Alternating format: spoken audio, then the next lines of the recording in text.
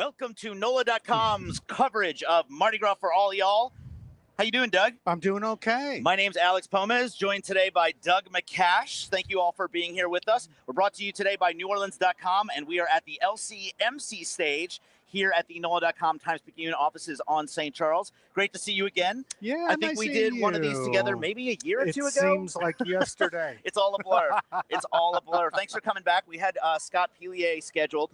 He's feeling a little bit under the weather, which is ironic because he's a meteorologist, and the plans for tomorrow are all over the place. I'll tell you what. We are getting news live, so you may at home hear things even before we do, but Zulu and Rex tomorrow are going to, I believe, have abbreviated routes. That's correct. So we're kind of rolling with the punches and seeing what's going to happen. Here's what's going on. If you're from outside of New Orleans, there's an impending storm. Tomorrow morning, there are going to be high winds, somewhere between, with gusts as high as 45, 50 miles an hour. And yet the parades may run in the morning, but by noon, 1 o'clock, it's supposed to become a thunderstorm with gusts to 60 miles an hour, and the possibility of tornadoes. Well, that's a problem. Yeah. And so what they're trying to do is streamline and quicken the parades to get them in front of as many of their fans as possible. Yeah. In the relatively safe morning. Yeah. So they're going to cut the routes a little bit. In the case of Zulu, maybe in half. Yeah. So the fortunate thing for us is that is it Zulu or Rex that might not even come here. We might not even. Rex will Is not. That right? Yeah.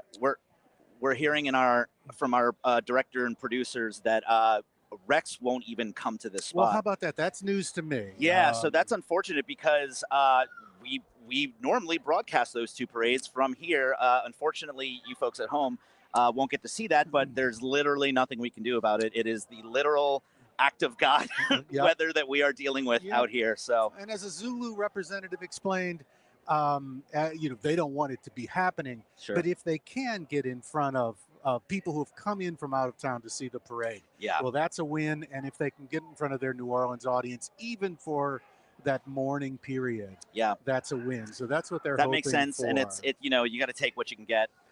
In my experience, we were talking about this earlier about the possibility of just pushing Fat Tuesday back. Now, in my experience, there have been many times, including this year, where parades have been pushed back due to weather. Like, for example, last week, the parades on last Sunday got pushed to Tuesday because of rain. Right. In your experience, in your lifetime, has there ever been a time when Fat Tuesday specifically was pushed back? I don't know of any. I can't remember one. Fat Tuesday is more than just the date. Right. It's the beginning of Lent. Right. So if you look at Carnival, if you look at Mardi Gras as that part of a religious experience or religious, you can't push it. You can't push it, but we'll see. Not only that, but the city's calendar really revolves around that day, because it's not just about the parades, it's also about government holidays, school schedule. It's a spring break for a lot of schools. So if you say, hey, let's push Fat Tuesday back, you're talking to a lot of government agencies, you're talking to the city, you're talking to schools. So the unfortunate thing about all this is that you can't really postpone any of this. Yeah, it's complicated as I understand it, and grain of salt, everybody, because things are changing pretty quick. Yeah. A little earlier in the afternoon, as I understood it, the truck parades, which follow Rex and Zulu, are going to be rescheduled. Oh, interesting. So let's see. Like I said, pinch of salt. That's what I understood to be the case earlier in the day, and they're going to be pushed to the weekend. Interesting. Truck parades after the float parades, which are very decorative. They have floats and bands and all. At the end of Mardi Gras Day, there's this great, huge convoy of semi-tractors with decorated trailers that pulls through the uptown route, and a lot of throws flatbed 16-wheelers, 18-wheelers, family floats, and they just throw tons of beads. And used to be my kid's favorite part of I think Mardi Gras. My favorite growing up, probably. My family we used to go to the one on the West Bank when I was a kid. The ones the truck parades in Gretna, I think. Golly, I know there's one in Jeff. It's been a long time. In Metairie. Yes. But that may be your childhood. My mom's somewhere. My mom would know. She's over there somewhere. But yeah, I think we used to go to the Gretna float, the truck parades. So, and by the way, anybody watching, if I get something wrong, tell us. Oh, I do it all the time. Don't worry, Doug. When we get something wrong, they let us know in the YouTube comments. Speaking of, folks, we always like to ask this on every one of these streams. Let us know where you're watching from. It's always fun to see where people are around the world. You know, obviously, we get a lot of people from around the United States, but it's really fun when we get around the country. Yesterday, we had some people watching from Japan, so that's always fun. So let us know where you're tuning in from. That's always exciting. All right. Yeah. So look, folks, we got Orpheus and Proteus tonight. Yes. In the other order, Proteus and Orpheus. The first parade, Proteus tonight, is at St. Charles and Penniston. It'll be here before you know it. In the meantime, we're going to take a quick break and stick with us. We'll be here when you get back. Thanks, everybody. All right. Yeah. Cool.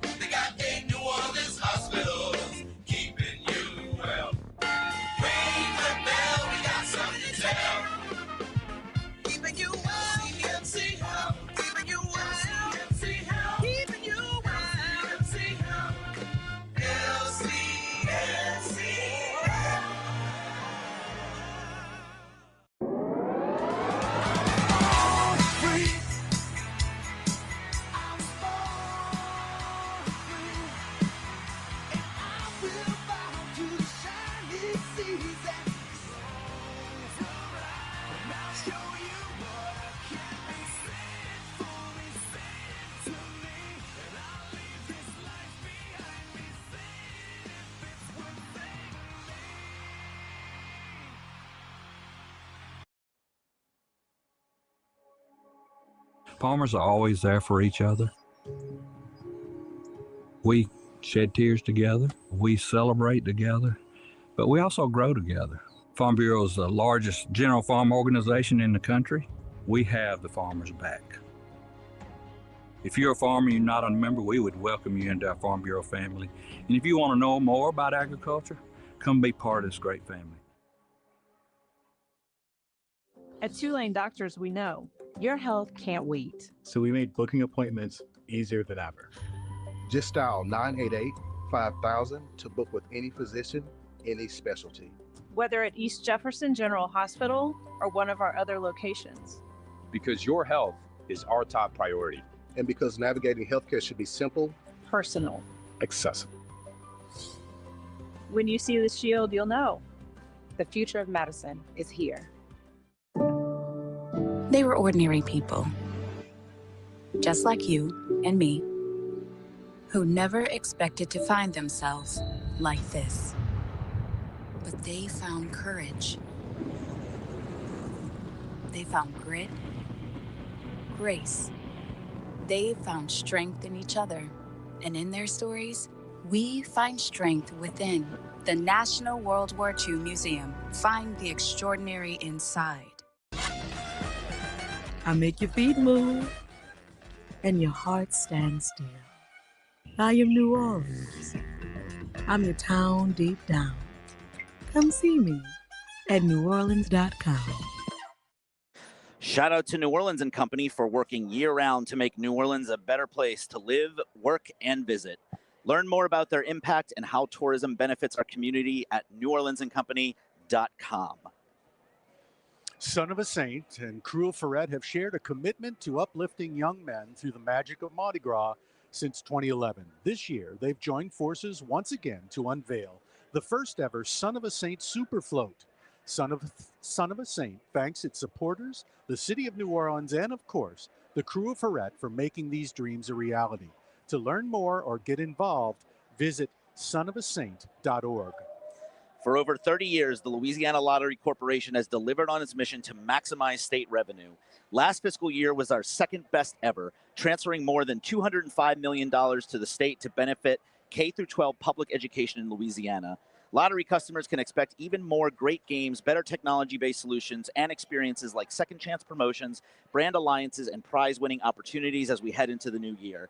Recognized as leading one of the most fiscally efficient lotteries in the nation, the Louisiana Lottery is proud of our mission-driven, innovative workforce, as well as the 2,800 Louisiana businesses that sell our games and enthusiastically serve our players. The future is bright at the Louisiana Lottery, and this gives us a reason to smile in 2025. Everyone knows Mardi Gras is a marathon, not a sprint. Long days on your feet and long walks along the route can either be a breeze or a battle. That's why Orleans Shoe Company carries Hoka, On Running, Accept, Birkenstock, and more to keep you stylish and comfortable. Visit one of their 4 locations in New Orleans or shop online at orleansshoes.com. Named by TripAdvisor as the #1 attraction in New Orleans, the National World War II Museum tells the story of the American experience in the war that changed the world, why it was fought, how it was won, and what it means today, so that all generations can understand the price of freedom and be inspired by what they learn. As Mardi Gras kicks into high gear, LCMC Health is proud to continue its partnership with the City of New Orleans Health Department, providing first aid stations along the parade route. Our commitment to extraordinary care during Carnival season and every season helps ensure a safe and enjoyable experience for all. If serious medical attention is needed, don't hesitate to call 911 or visit the nearest hospital. At LCMC Health, we're committed to keeping you well and keeping the celebration safe and fun for everyone. Welcome back, folks. I'm Alex Pomez here with Mr. Doug McCash. How you doing, Doug? I'm doing very well. Excellent, excellent. Glad you're here with us tonight. We've got 2 fantastic parades. We've got Proteus and Orpheus back-to-back, 2 big ones, two fan favorites.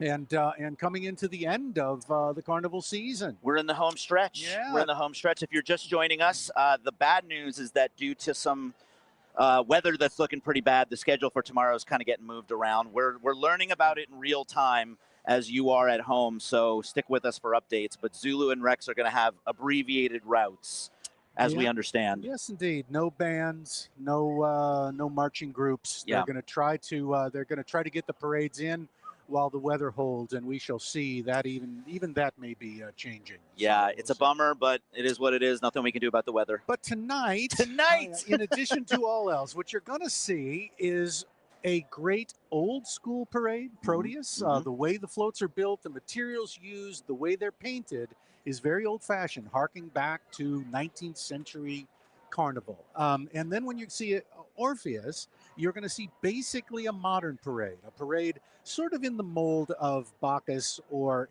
Endymion. They're each individual. But the brightly lit floats with mechanical LEDs, things, yes, and like that. And so that's one of the pleasures of tonight is to see. You'll be able to see in an evening how Mardi Gras has evolved over the years. That's fantastic. I love it. Yeah, last night with Bacchus, there were even more than I remember, LED screens and fog machines and moving parts and animatronics. And it's exciting to see how things have evolved over the years. Even those little elements really change everything. Yeah, I think one of the big changes in nighttime Carnival has been lighted beads. Over the last, I'm not sure when lighted beads came in. Yeah. Détente was the first. Okay. And but certainly for the last 15 years, the look of an evening parade in New Orleans is now sort of it's as if fireflies were in the audience and flying. It looks like everybody has glow sticks. Yes. Well, like and it's sparks. You mentioned light up beads, but last night we were catching light up hats, light up wigs. I mean, it doesn't just stop at beads. It was all kinds of stuff. Yeah. During the Hermes parade, they throw light up wings that you can put on your head. Yeah. And as you look down the street, you can see Hundreds of them disappearing into the distance. It's pretty beautiful. incredible. Yeah. Yeah, when we were up here, as it gets darker, you see it a straight shot all the way down the street, and everything is just lit up, and it's beautiful. Yep. It's really cool. So tell us a little bit about Proteus. Now, Proteus, more of an old school parade, you said. Proteus is right? one of the older parades. Let me check and see if I can get this date correct. We have a couple of cheat sheets here, folks. Proteus was founded in 1882. It's a small parade. But to put that in perspective, the very first of the float parades in New Orleans was Comus in 1857. So what is that? Just a few years later, Proteus was on the streets. In between there was Rex in 1872. So Proteus represents one of the very first 19th century parades, and they stick to it largely. Very small floats, and typically lit by flambeau, which was before electricity. You'll see floats were lit with kerosene lamps and reflective metal. And even though we can do it much more easily these days, I think everybody would agree nothing compares to natural flames when it comes to lighting a float. Yeah. Well, and you said it earlier. We love to see the technology and the blinking lights, but it's nice to have a parade like Proteus as a juxtaposition. Yeah, there are a few of them. Rex is one. And the Royal Artist tends to be the company that makes these parades. When they use old-fashioned techniques to get that look, and you'll see the difference. The other parade, Orpheus, is a Kern Studios parade, equally wonderful but modern in a different way. Yeah, very exciting. Orpheus is one of my favorites. That's the one I possibly look forward to the most every year. I love it. I love the sights and the sounds. It's a beautiful parade. Well, my goodness, it's one of the parades I rarely see. Is it? And I can't quite explain that, but I have rarely seen. You would just have nice Lundi Gras plans, or something, or something. Are you prepping for tomorrow? Maybe. Maybe so. Maybe that's it. Putting the last touches on the costume for Tuesday morning. We're glad you're here with us tonight. It's going to be a fun night. Yeah. Arthur Hardy is going to give us a preview of Proteus, and we're going to be right back in a few minutes. So enjoy this video at home, folks, and we'll see you soon.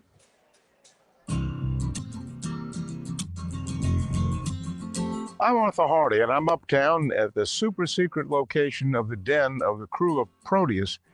Hundreds of thousands of people see this wonderful parade each year on Lundi Gras at night, but I bet very few of them notice something that we're about to show you. Come on inside. We're here with you, Shelton. Tell me this most unusual job you have. What is it that you do, Well, years ago, they came to us and they were having trouble with these wooden wheels on these floats. Yeah. And we started repairing them, and we had to actually build equipment to fix them. These are some pretty heavy-duty wheels. How old do you think these wooden wheels are? They're so unique in all of Mardi Gras. My guess is this is somewhere around 1900, could possibly be up to World War I. Really? The proper name for these wagons were drays. But a lot of them down here, they were probably called cotton drays. That was the delivery trucks of the time. And what's the challenge? I mean, there aren't many people in the whole world that can do this. What's the challenge of reconditioning these things every year? The biggest thing that we run into is over the years, the old wheels, the wood had just gotten brittle and hard. So now we're completely rebuilding the hub, new spokes, everything new. And the biggest problem we had was this is 5/8 by 4-inch steel that we're rolling down to 34 inches to put on the outside of these things. And that has to be perfectly round. What a challenge. These wheels weigh a little over 200 pounds apiece. Wow. I did a little research and noticed that you had to create your own piece of machinery in order to work with some of these hubs. Is that right? In order to bore the hub, there's a tapered hole in there, and you have to stay on center. It's 12 inches long. And the actual boring machine that we use was patented in 1874. We modernized it a little bit. We don't turn it by hand anymore, but other than that, it's still the same machine. I know wooden wheels don't give you the smooth ride that the rubber wheels do, but there's something neat about seeing these floats come down the street and they shimmy and shake. That's what the Mardi Gras people tell me. They like to hear them rumbling and rattling and going down the old rough road there. That's what they like. At one time, they were all wooden wheels. Now, not many crews are using it. I know Rex has a few, and of course, Proteus has the most. And it's just a really neat, nostalgic throwback to how it used to be. Yeah, I think it's one of the best things they do, and he's trying to maintain that part of the history, and apparently they do too.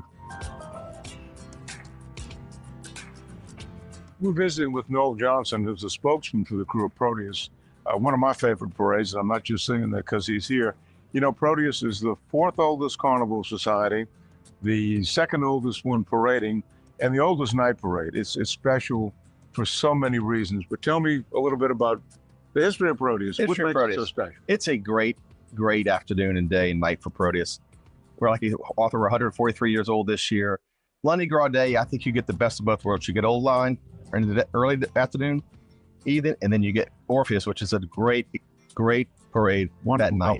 Yes, it really is. It is. You represent the classic old traditional style. We do. We have the wooden wheels, the old carriages, the old paper mache, all hand done, nothing machinery. It's a great parade to look at. What's your general overview of the state of Carnival? How is it? I think Carnival is healthy as it's been since I've been involved with Mardi Gras. I think in 2024 there's something for everybody, whether it be a parade, all men, all women, mix, a marching group, a dancing group. Yeah. There's something for everybody to enjoy. I think it's a very, very healthy part of New Orleans. We love having it. I excite. I unite. I flaunt. I haunt. I make stomachs growl and horns howl. I make your feet move and your heart stand still. I am New Orleans. I put your worries to bed and keep you up at night. I'm your town deep down. Come see me at NOLA.com. Hi, I'm Jenny Painter. I am a patient navigator in the emergency department. The atmosphere of Mardi Gras, being with family, friends, making new friends, having fun and happiness, to me, that's what Mardi Gras is every year.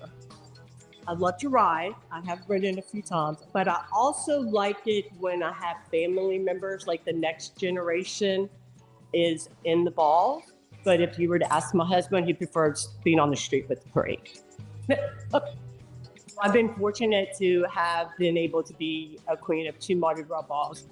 And in one of those, I didn't realize until the night of the parade that the person on the King's float was my father. So that's one of my most precious memories of Mardi Gras. I have a lot, but that's my favorite one.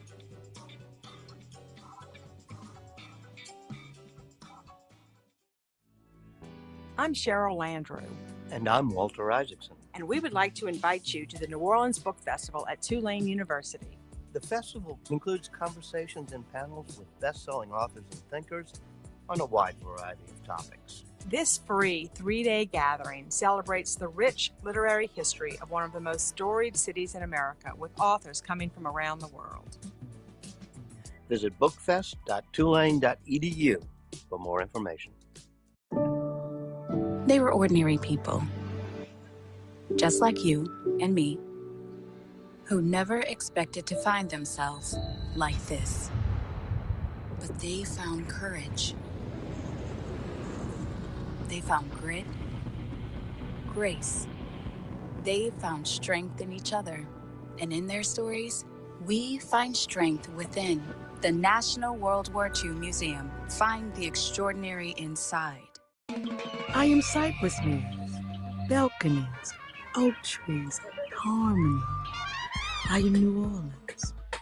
I'm your town deep down. Come see me at NOLA.com.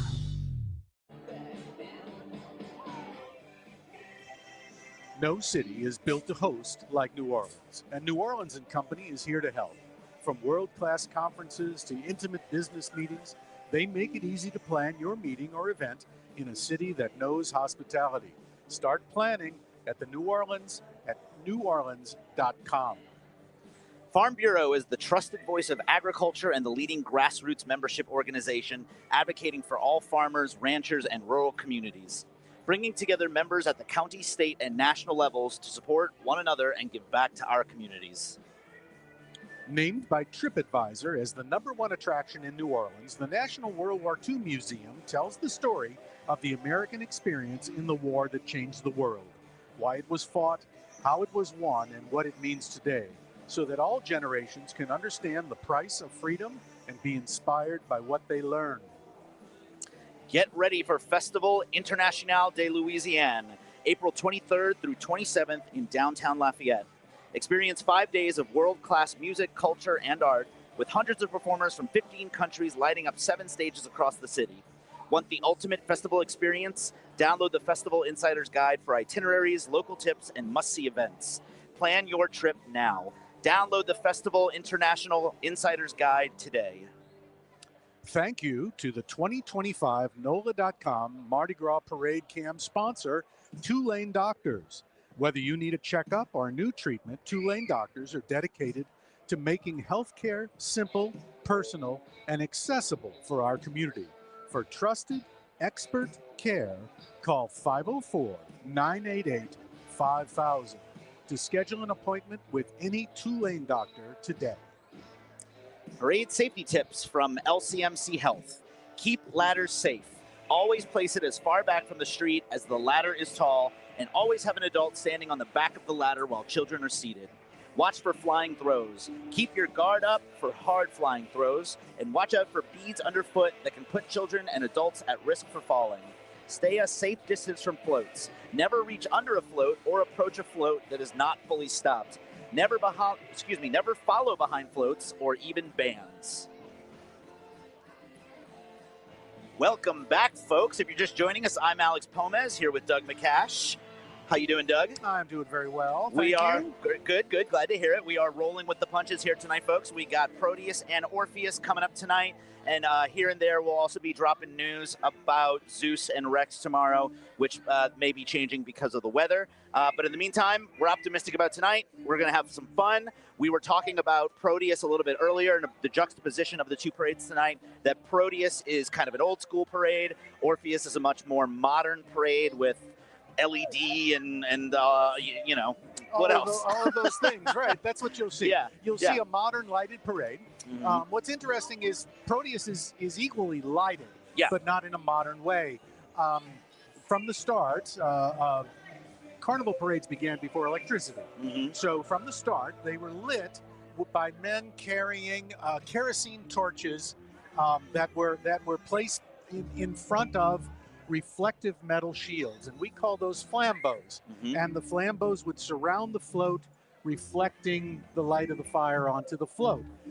Even though we can do it in a much more convenient way now, we've discovered over time that there's really nothing compares to that natural fire surrounding the float. Yeah. So tonight, while you're watching, see what you think. I think that flambeaux are here to stay. They're one of the best things. Love it. They're such an iconic Mardi Gras Absolutely. site, and people always ask about them, especially, you know, folks at home watching on YouTube. We always get questions about the flambeaux in the YouTube comments, because I think most people, even if they're not here in New Orleans, they can wrap their brain around what a float is. They understand. Sure. But I think when they see the flambeaux walking down the street, that's different. What is that? That's different. There's a lot. If you've never been to New Orleans for a carnival, there are a lot of difference between the float parades here and elsewhere in the country. Though I think elsewhere in the country they're picking up some of these customs too. But in New Orleans, probably since 1912, something like that, the Mardi Gras floats, the riders throw beads and other trinkets to the crowd. It changes everything about a parade. It becomes an activity more than just a spectator sport. There was a wonderful LSU professor named Lori Wilkie who called it the throwing game. And it's true. The moment you hear that, from then on out, you have to see it that way. When you're riding on a float, the trick is to put that bead right in the hands of the person that you want to receive it. Yeah. And when you're on the ground, it's to coax somebody to do the opposite and throw you the bead. Very much a game. Yeah. And you'll see that tonight as you watch the parade. There's an element of athleticism to it. I've ridden. Thank you. You're a writer. Is it rode or ridden? Yeah, but my grammar, that's what editors are for. YouTube comments, let us know if it's rode or ridden. I always get in trouble with this one during Mardi Gras. But I have ridden, says our director in my ear. Thank you. I've been in a few parades, and what I remember most vividly is the next day, my arm is just killing me. You don't realize it's like playing a sport all day long. It's like playing baseball or football, and the next morning, man, it's a little sore if you don't warm up. That's it, and we probably should. Nobody does, warm up. There should be a yoga class before you get on the float. Hoisting a beer several there times you go. Would be the way to do yes. it. Well, funny, that ties in a way with what's going on right now in New Orleans, and there is bad weather on the way for Fat Tuesday, for Mardi Gras Day, and they've already decided to streamline the parades. They're going to take out the bands, take out the dancing groups, and so what you're going to have is just a freight train of floats going down the street. Now, what happens under those circumstances is you've got to throw a loud and fast. Yeah. Because yeah. it's just the nature of it. The parade's moving along, and you've got less time to throw a bunch of beads. And the way I know that is because that happened to our parade this year. King Arthur was one of those Sunday parades that got rained out. Got moved to Tuesday a week ago. Yeah. And it was a little different experience. I was up here for that. Were you? Yeah. Yeah, it's so interesting. It's like so grateful that those parades still got to roll. Don't want to be negative about it at all, but it is a totally different experience when you take out the bands and the marching groups. It's great when the floats have a DJ or playing loud music, but having those gaps between the floats with no marching bands is a little eerie sometimes. Everything was different for us because we usually roll in the day. And that's so it true. was a nighttime that's parade. Right. Yeah. And it was beautiful. I don't think anything compares. Really rolling through the city at night is just fabulous. And it was faster. Yeah. Happily, the crowd stuck with us. It was great. We were, like I said, I was up here and it was still packed. Like at the end of the day, we probably notice a difference because we sort of do this professionally, but people in the street don't care. They're just happy to, see some floats and get stuff. Oh, it's just like what will happen tomorrow. They're happy to have had the parade. Right. And we were happy in whatever to have capacity gotten our opportunity. Yes. If it had to be streamlined, it is what it is. There you go. We talked a little bit about Proteus.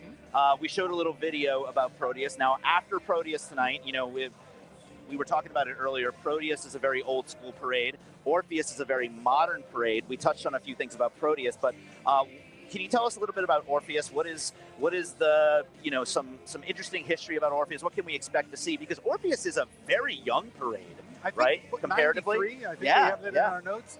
1993, and it was founded by, among others, Harry Connick Jr., the great musician. Sonny Bory and Derek pianist, Franklin. And Sonny Bory, a great theater name in New Orleans. Yep. And tonight is going to be great because the Grand Marshal, or they call it the Monarch, is Bianca Del Rio. Winner of Drag Race. Winner of Drag Race. And also a hometown hero, I guess you should call it. Roy Haylock grew up here. Grew up in Gretna. Yeah. And I got to speak to Roy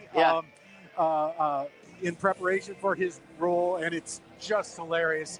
He is a fabulous comedian. Yes. No barriers, no. Oh, if you've never seen Roy as Bianca Del Rio live, it is an incredible experience. I mean, he's a drag queen, but I would say borderline roast comedian. Absolutely. I would say modeled more after Don Rickles than another drag queen. I mean, she is fantastic. Just fantastic. And also, I think once Bianca gets off of the float, if I'm not mistaken, Bianca is then going to go up on stage at the Orpheescapade and MC some of the ball. I know that is true. I just don't know when the Orpheus escapade. I can't think of what I can't spit it out. When their big party is. Yes. Yeah. I got to talk to. I had known of Roy Haylock as a costumer. Back when I sat I sat near the theater critic, David Cuthbert, and I came to know that name. Yes. And like that. And then suddenly there was a Bianca Del Rio who was working on Bourbon Street as an entertainer and hosting the Bourbon Street Awards costume contest and was hilarious. So I finally got to talk to Roy, Bianca, and it was great. Roy was a kid in Gretna. Yeah. Got interested in the theater in high school and in costuming. Was already doing costuming as a teenager, as a kid. Got introduced to the New Orleans theater scene, which is a very lively, a very lively hometown theater scene. Started doing costuming like that, and then was in a show called Pageant at the Contemporary Arts Center. You know all this. Yeah. So my background, Doug and I don't know each other too well, other than in passing for these kind of things. Doug, I went to NOLA for musical theater, and I did a high school production of Midsummer Night's Dream at Mount Carmel, which Roy costumed. No kidding. And then a few years later, I did Grease at Le Petit, and Roy played, forget the character's name, Roy played if you're familiar with Grease, Roy played the judge of the dance contest towards the end, who is kind of a character who gets to roast a little bit the characters in the audience. And so we did that together. So I haven't kept in touch with him too much, but we crossed paths a bunch when we were younger. So anyway, not to cut you off, but we go way back. Oh, yeah. Cut me off. So I'm Cut me off any old time. David Cuthbert is an old friend. We've known, he was one of the first, I don't know, people I got to know really well in the New Orleans theater community, when I was much younger. So all these names I know them well. David Cuthbert is just flat hilarious. He is. Yes. I would hear him receive a phone call about a casting call or something and be in stitches by the end. Yeah, I believe it. So, folks, Orpheus is going to be a lot of fun tonight. Thank you to Doug for letting us know about all this information. It's going to be a fantastic night. We're excited to see Bianca Del Rio. We have a little behind-the-scenes video about Orpheus that we're going to show you. Please stick around. We'll be here when you get back. Thanks, y'all.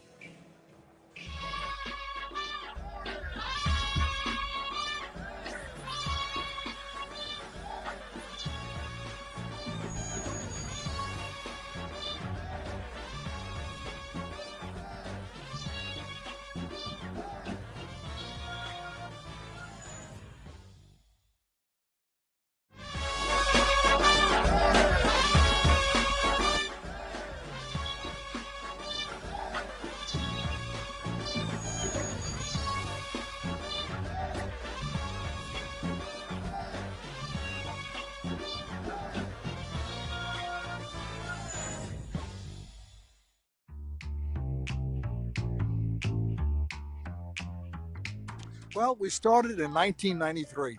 Harry Connick and I talk from time to time, and he called me one day around lunchtime, and he said, Sonny, why don't we think about starting a parade on the Monday night before Mardi Gras, and a parade that just includes everyone, men, women, people of all goodwill. And I said, Harry, do you realize the undertaking this would be? And he said, yes, I do. He said, but I know we could do it together. Orpheus was basically the god of music, so to speak. He played the lyre beautifully enough to be able to move trees. But with Harry Connick having been the inspiration behind it, he wanted, first of all, include everybody. No exclusions, anybody could ride.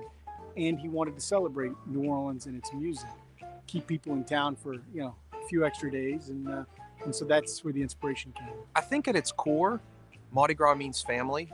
It means culture. It means tradition. Specifically with Orpheus, I think it means camaraderie and just coming together to celebrate what has been such an amazing piece of this incredible city for so many years. We were officially formed or founded in 1993, and we first rolled in 1994. We have upwards of 35 floats in our parade. The important ones, the key ones are Leviathan, which is a grand sea dragon, which is a beautiful three-part float with moving head and moving tails, smoke coming out its mouth. It's really quite an impressive sight as it turns a corner during the night, all lit up. My favorite, Smoky Mary. It's a beautiful train celebrating the actual Smoky Mary that used to ride out of New Orleans. It is, Smoky Mary is 8 cars long. The lighting on it is spectacular. Smoke comes out the stack. It has a train whistle, and it is also, it's got to be the most impressive float. We assist or contribute to a lot of charities and foundations throughout the year. Some of the more notable may be Rodrigue Foundation, Yaya, Crews for Carnival's First Responders, which we were one of the founding crews on, as well as we also assist with various high schools and elementary schools by donating things such as ball tickets and rides in our future parades. Our most iconic signature throw is our doubloons. Our doubloons, sometimes I jokingly call them coasters because they're so large. And we have two. We have the large silver one, which denotes the theme of the parade of the year. And then we have one that looks like a record, shaped like a record. It's gold, and it always has our music legend on it. Our Orpheus monarchs are varied. We've had Whoopi Goldberg, Stevie Wonder, Glenn Close. What else is unique about Orpheus monarchs is that we usually have 2 to 3 every year. And the most famous monarch that we had is Harry Connick Jr. The importance of Mardi Gras in the city, and we talk about it as an economic driver, which it is. But the people that do this don't do it for the economy. They do it for joy that they bring to people. I mean, just watching, whether it's a little girl or a man or your grandfather out there catching these throws and how excited they are to catch these beads, just to see you, to the riders and watching how much fun they have, just being able to give that joy. I mean, we all have tough times in our lives, especially right now. And to be able to go out there and mix and mingle with everybody. I mean, you're not standing in a crowd of all the same people. You're a mixed crowd. And that's what it's really all about, is being able to get out there, enjoy those friendships, make new friends. That's what it's about. It's that joy, sharing and being part of an entire community. I am cypress leaves, balconies, oak trees, harmony. I am jam sessions, history lessons, artistic expression, the occasional confession. I am New Orleans. I'm your town deep down. Come see me at NOLA.com.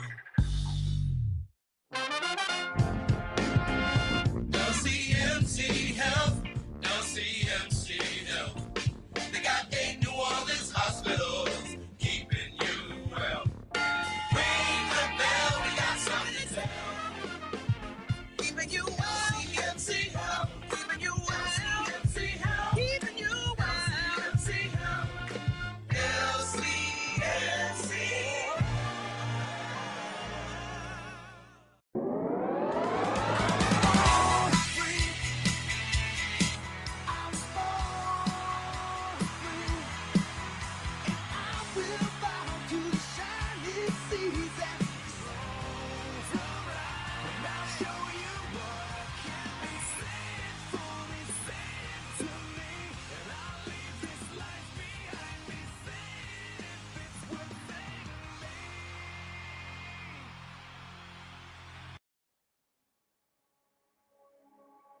Farmers are always there for each other.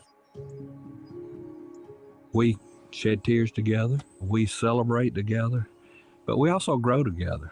Farm Bureau is the largest general farm organization in the country. We have the farmers' back. If you're a farmer and you're not a member, we would welcome you into our Farm Bureau family.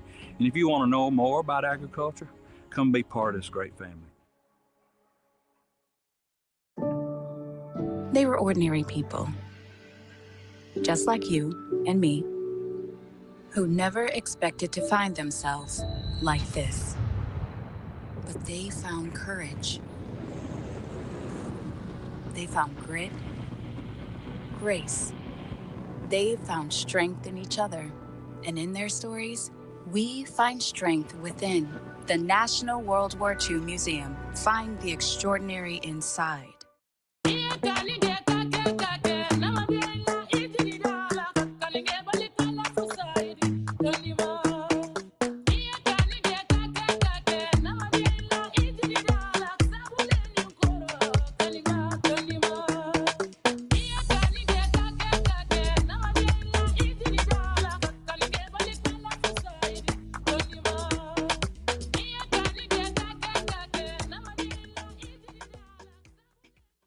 At Two Lane Doctors, we made booking appointments easier than ever. To schedule with any physician, whether at East Jefferson or one of our other locations. Just dial 988-5000.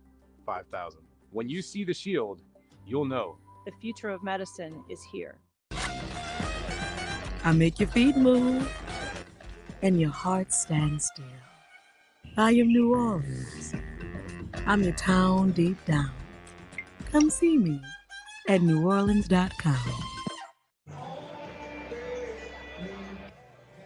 Shout out to New Orleans and Company for working year-round to make New Orleans a better place to live, work, and visit.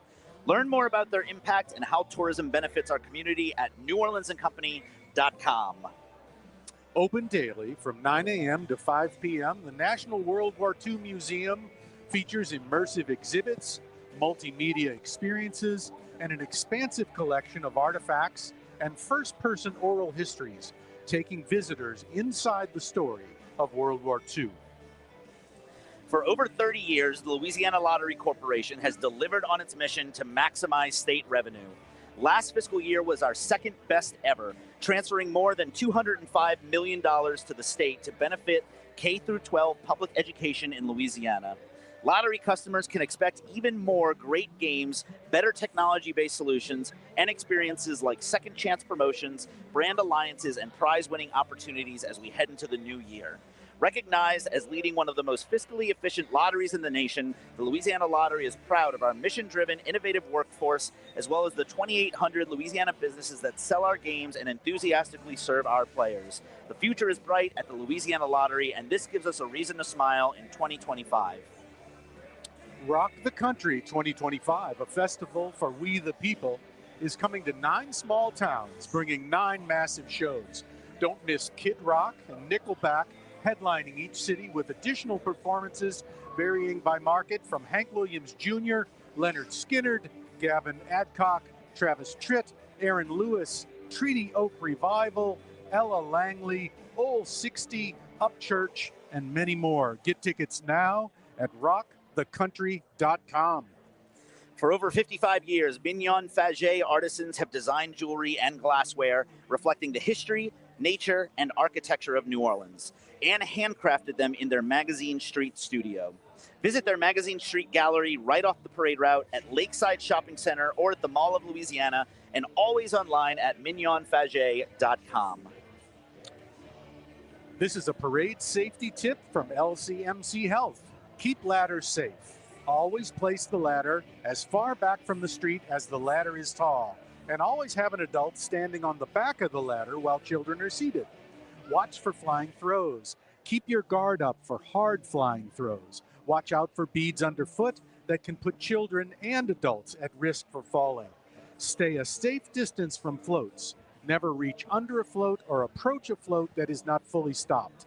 Never follow behind floats or even bands. Welcome back, folks. If you're just joining us, I'm Alex Pomez here with Mr. Doug McCash. How you doing, Doug? I'm doing very well. How about you, Alex? We are having fun already. The first parade tonight, Proteus is booking it. They are on their way here. Last time we checked, they are still on the other side of the interstate. If you're not familiar with New Orleans geography, the I-10 is behind us. The parades traditionally come from uptown and then go down St. Charles, and ahead of us is the Central Business District and the French Quarter. We are technically in the Central Business District, Warehouse District. Yeah, so we're going to see 2 parades tonight, Proteus and Orpheus. It's going to be a really fun night. Doug was explaining earlier that Proteus is more of an old school parade. Orpheus is more of a modern parade, and you'll see what that means in a little bit. You know, the Proteus parade follows a lot of more old school traditions. They have wooden wheels on their floats. You can hear them clack. You can hear them make noise as they go down the street. And we saw that in the Arthur Hardy video earlier. Orpheus is going to have a lot of LED lights and blinking things, and I'm going to guess some fog machines and things like that. A lot more modern parade. We have a lot of signature throws we're trying to catch tonight. If this is your first Mardi Gras, each parade has its own signature throws. So tonight, for Krewe of Proteus, the first parade tonight, here's what we're trying to catch. Some LED flambeaus, seahorse beads, red socks, love when they throw socks, tridents, towels, plush seahorses, and red doubloons. Excellent. Those are our signature throws for Proteus tonight. The theme tonight for Proteus is seafaring scoundrels. So I'm assuming we're going to see a lot of pirates. We're going to see pirates. That's my guess. There are 200... Spoiler alert. Spoiler alert. Spoiler alert that seafaring scoundrels probably means pirates. There's 230 riders in Proteus, 20 floats, and 34 horse riding lieutenants. So 230 riders, it sounds like a lot, but in the grand scheme of things, it's really not. It's a very small parade. Orpheus is 6 times as big. That's correct. Orpheus is 1,500 members. If you can rely on my arithmetic. It checks out. That works for me. So Proteus is comparably small. And then we had one yesterday. Was it Toth that had... it was also like 1,300, something like that. Yes, the large parades, and that's a modern evolution also. Right. The older parades stayed small. The newer parades that popped up in the 1960s, Endymion and Bacchus, sort of led the charge into a bigger carnival. And then that led to parades like Orpheus, which started in '93. We were talking about earlier. Yeah. So it's fun to see the spectrum of parades that are over 100 years old, and then parades that were started in the 90s. Right. Yeah, love it, love it. 34 horse riding lieutenants, so that's going to be fun. They always have fantastic costumes. Now, this is interesting. The queen is selected from the court of debutantes presented at the ball. That's not always how it works. Sometimes the queens are hand-selected before that, right? Sometimes it's passed down generationally, excuse me, right? So there's a lot of interesting traditions that change in all these different parades. I know sometimes it's kind of randomly selected at the ball. There was a parade yesterday. Excuse me, it's all a blur every day. There was a parade yesterday where our little cheat sheet said that the queen was selected randomly at the ball. Yeah, almost like it was a lottery. It sounds like it. Yeah, very, very interesting. So Krewe of Proteus was founded in 1882, and they are lighting up the night with flambeaus tonight. You were explaining earlier that way back in the day, 100 years ago, because there were no electric lights, they used the flambeaus to light the floats, and you're going to see them tonight, folks. The flambeaus are essentially gas-powered, what do you even call that? It's a gas-powered stick with flames coming out the top, more or less. Look at the top of the stick, and you'll see a can. That can is filled with kerosene, and it drips by gravity down the pipes and comes out on those little burners. That's all there is to it. And you'll see from time to time that if a burner goes out, it's a very low-tech solution. You lean into another flambeau and relight it.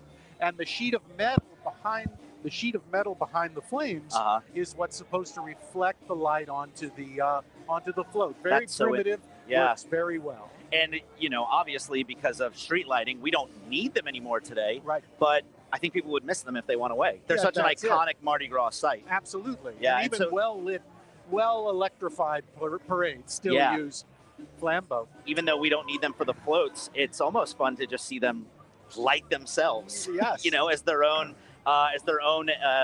entity moving down the street. Well, here's a piece of trivia for you. Please, love it. The first electrically lit Mardi Gras parade was in 1913. I can't think of the name of it right now. But somebody at home with Google, 1913, you said? 1913, but get this. That seems early. They towed along their own dynamo, their own generator to create the electricity, and the marchers in the parade wore light bulbs on top of their heads. I'm not making this up. That's and they were connected by wires that went from one head to the next, to the next, to the next, back to the dynamo. So if one guy fell over. It's like Christmas lights. It's like Christmas lights. That's been, I had no idea. And it sounds so safe. And I bet this was before they had regulations where they had to be tied down to the float and all that stuff, right? Yeah. I don't know about the float. I don't even know if this parade had floats. Oh, okay. This was mainly marchers, I think. Oh, I see. But okay. nonetheless. Interesting. Give me a big light bulb on the head. I mean, it sounds like a really cool costume. The only part that concerns me is that I'm tied to somebody else who's probably been drinking all day, right? and that makes two of you. So that's a problem. Because if one guy goes down, we're all going down. I love it. So again, the theme tonight is Seafaring Scoundrels. We got a preview of a few of the floats we're going to see. Blackbeard's Ghost, Barataria Pirates, there you go. Mermaid's Grotto, and Davy Jones' Locker are just a few of the floats we're going to see tonight. Yeah. A lot of sea stuff. It's going to be fun tonight. So the crew's namesake is Proteus, who is the old man of the sea and the shepherd of the sea's flocks in Greek mythology. Yes, why? And that is why we're going to catch seahorses. Oh, yeah. And why we're going to catch tridents, because Love those it. would be Proteus symbols. Love it. We have, in New Orleans, everybody loves pirates, of course, all around the world. But in New Orleans, we have a special affection for them because they helped us achieve independence from the British. That's right. Back when. They threw in with the Americans to and a lot of to them fight off. A lot of them spent a lot of time in the border. Apparently so. And who wouldn't? And Right. who wouldn't? Right. But no more than probably 20 minutes from here. That's was true. The Battle of New Orleans, Yes. where the pirates. I knew exactly where you were going with that. Threw in with Andy Jackson and beat the bloody British in the town of New Orleans, as the song tells us. Love it. We are getting the word that the parade is at St. Charles and Clio, right on the other side of the interstate behind us, folks. We are going to take a break. The parade will be here before you know it, and we'll drop a few more trivia facts on you before it gets here. So stay tuned. We'll be right back. I excite. I unite. I flaunt. I haunt. I make stomachs growl and horns high. I make your feet move and your heart stand still.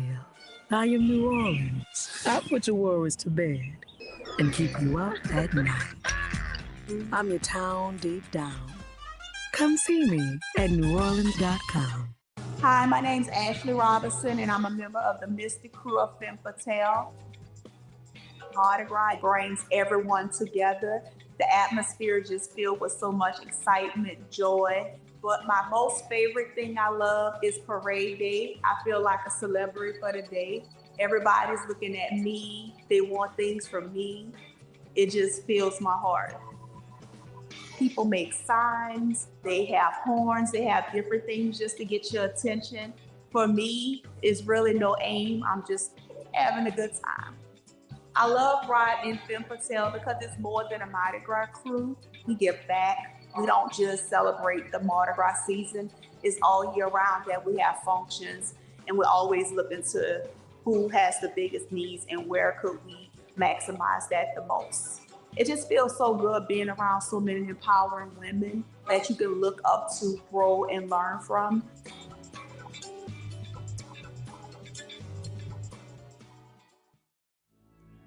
I'm Cheryl Landrew. And I'm Walter Isaacson. And we would like to invite you to the New Orleans Book Festival at Tulane University. The festival includes conversations and panels with best-selling authors and thinkers on a wide variety of topics. This free 3-day gathering celebrates the rich literary history of one of the most storied cities in America, with authors coming from around the world. Visit bookfest.tulane.edu for more information. They were ordinary people, just like you and me, who never expected to find themselves like this. But they found courage. They found grit, grace. They found strength in each other. And in their stories, we find strength within. The National World War II Museum. Find the extraordinary inside. I am cypress leaves, balconies, oak trees, harmony. I am New Orleans. I'm your town deep down. Come see me at NewOrleans.com. The Farm Bureau is the trusted voice of agriculture and the leading grassroots membership organization advocating for all farmers, ranchers, and rural communities, bringing together members at the country, state, and national levels to support one another and give back to our communities.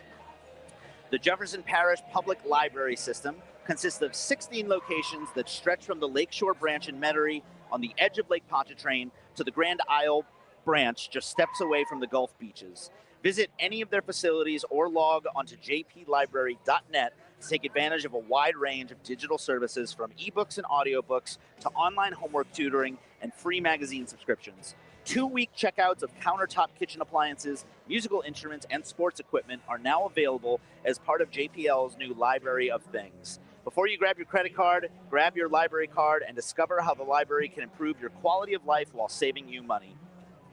No city brings people together like New Orleans. And New Orleans & Company makes planning your wedding, reunion, or group travel easier than ever. Find everything you need at NewOrleans.com. Get ready for Festival International de Louisiane, April 23rd through 27th in downtown Lafayette. Experience 5 days of world-class music, culture, and art with hundreds of performers from 15 countries lighting up 7 stages across the city. Want the ultimate festival experience? Download the Festival Insider's Guide for itineraries, local tips, and must-see events. Plan your trip now. Download the Festival International Insider's Guide today.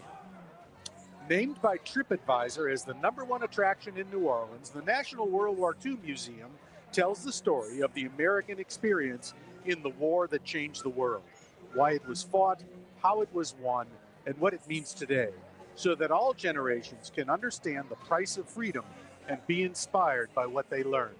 As Mardi Gras kicks into high gear, LCMC Health is proud to continue its partnership with the City of New Orleans Health Department, providing first aid stations along the parade route. Our commitment to extraordinary care during carnival season and every season helps ensure a safe and enjoyable experience for all. If serious medical attention is needed, don't hesitate to call 911 or visit the nearest hospital. At LCMC Health, we're committed to keeping you well and keeping the celebration safe and fun for everyone. Welcome back, folks. I'm Alex Pomez here with Doug McCash. We thought we had a few more minutes to kill, and we were going to talk about Orpheus, but I think the parade's here. I see flambeaus in the distance. We've been talking a lot about flambeaus tonight because people are always curious about those, and there they are. So this is the front of the parade. That's exciting. They move faster than I thought they would. They are booking it. So here we go. So just as a quick refresher, Crew of Proteus tonight. Seafaring Scoundrels is the theme. 230 riders, 20 floats. We're going to try to catch LED flambeaus, seahorse beads, Red Sox tridents, towels, plush seahorses, and red doubloons. Doubloons, something we haven't touched on yet, which are a very popular throw. Each parade has its own custom doubloon, remade every year. Yes. Right. And these are something that people kind of scramble to get. They're kind of a collector's item for a lot of people. Yeah, and they're difficult to get. They're difficult to catch. Doubloons came into being in 1960. Oh, that recently. Before doubloons, there was only one throw that you could tell which parade it came from, and that was the Zulu coconut. Everything else were small toys and costume jewelry, generic. But then in 1960, someone proposed to the Rex organization that they mint their own money.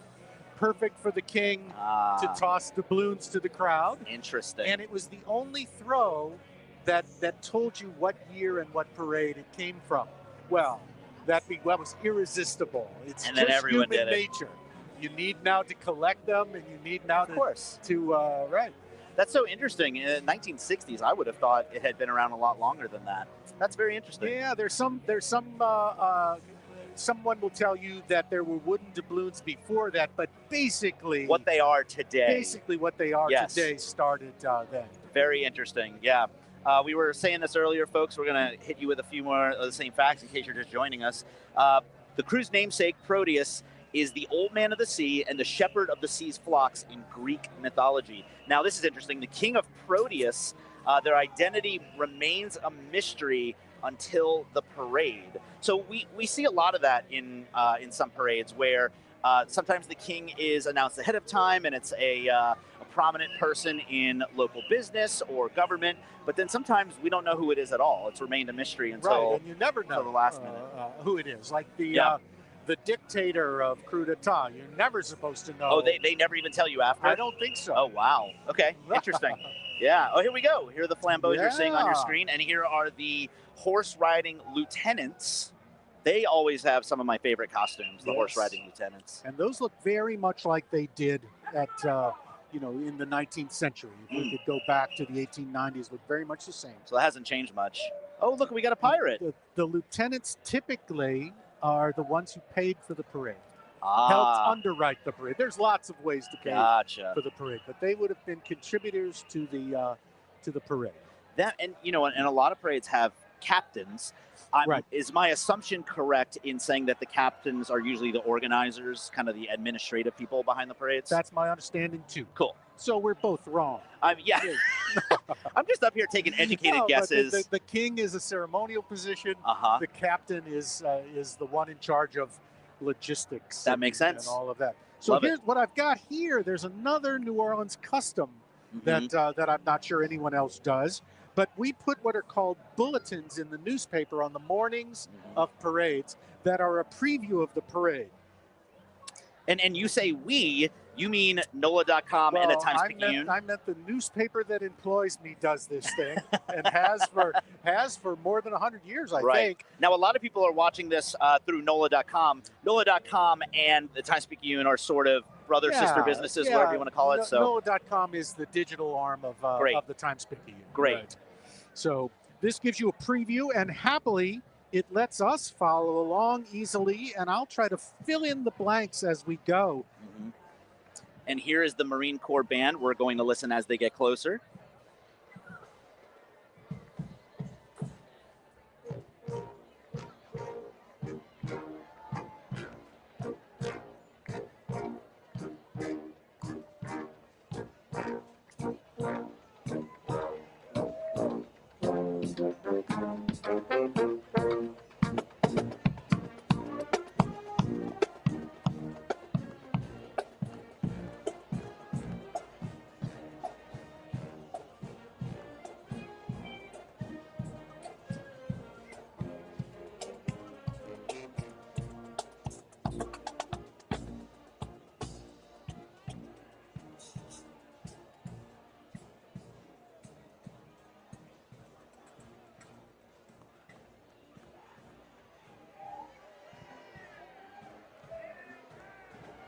And more lieutenants passing by.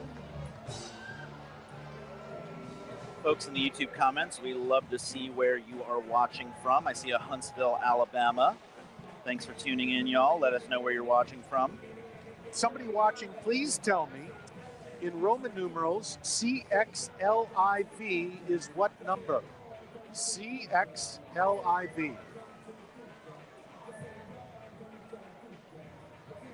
The reason I mention it is Proteus CXLIV is on the way. I wish I was better at Roman numerals. It's been a while. Thousands of years. Okay, here we go. As it Leela says 144. Thank you, Leela. This is Proteus riding in a shell, like Botticelli's Venus. Uh-oh, Laura Holland. Oh, somebody says 159. Okay, so now there's some debate going on about what it actually is. So not a lot of Romans out there, apparently. You guys get it together. Let us know if there's a consensus. I need you all to get on the same page, and then I'll look at that answer. Proteus being towed along by 3 beautiful seahorses. Wonderful float. Somebody watching, we got a Peshtigo, Wisconsin, Tazewell, Virginia, Southern California desert. We got a Portugal. Hello, Portugal. Sugarland, Texas, Sullivan, Maine, Cleveland, Princeton, New Jersey, Michigan, Willamette Valley, Oregon. Here comes the Warren Easton Marching Band.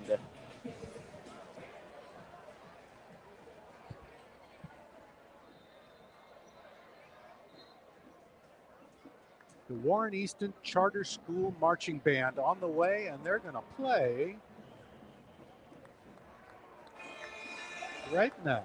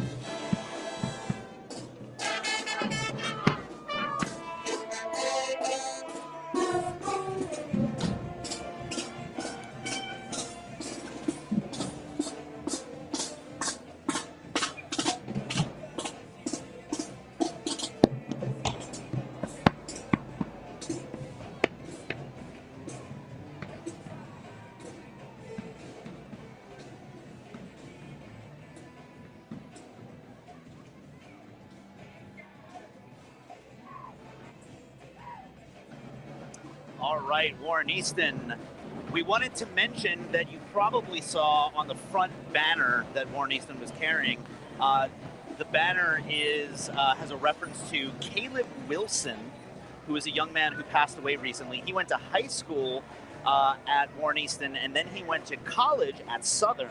And both marching groups, I don't know if we're going to see Southern tonight, but last night both marching groups were wearing black sashes in honor of Caleb Wilson, one of their recently passed away band members. So yes, so we love to see that tribute to him. Our condolences to his family and friends, and it's a wonderful tribute that both his high school and his college are doing here during Mardi Gras. And as you're watching, you're seeing the approach of the tidal float, seafaring scoundrels with Proteus himself in the lead, great triton in his hand, beautiful strange fish on the side of the float, the sort of thing you would have seen at the edges of a medieval map. Is he holding a seal? Holding a seal. The sculpture in the front, yeah. Notice the glinting foil and the additions to the float are meant to twitch as they go down the street on those steel wheels, those wooden steel-rimmed wheels. That's right.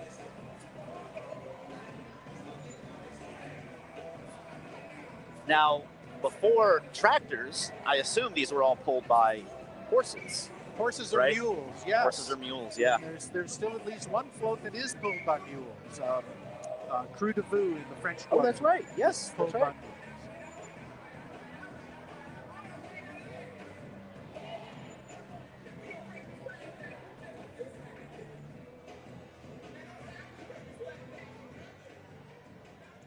Here is Martin Luther King Junior High School Marching Band.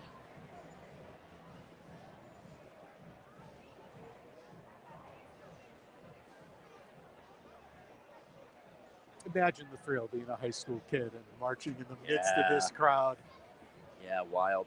What's crazy to me is that some of the marching bands who aren't from here, this is their first experience. Yes, is imagine. marching. That must be wild. And of course, a big brass marching band is splendid in an open field, but when it gets between two buildings like this, that is particularly totally different experience. Particularly wonderful.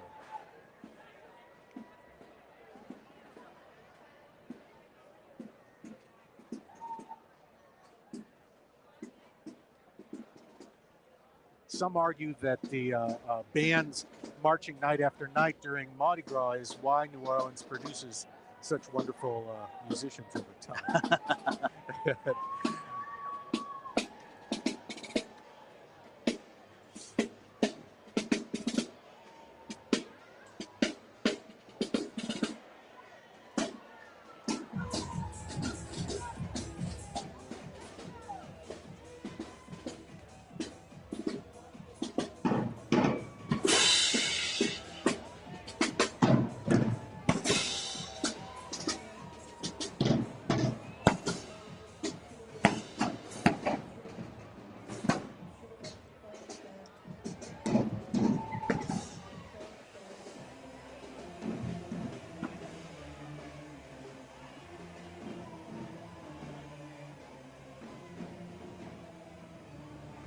Last week, Alex and I discovered that if you even whisper that you think that the band is going to play as they pass, they won't. So the important thing is never to suggest that they will. And Don't in jinx fact, it. It's even better if you're pessimistic.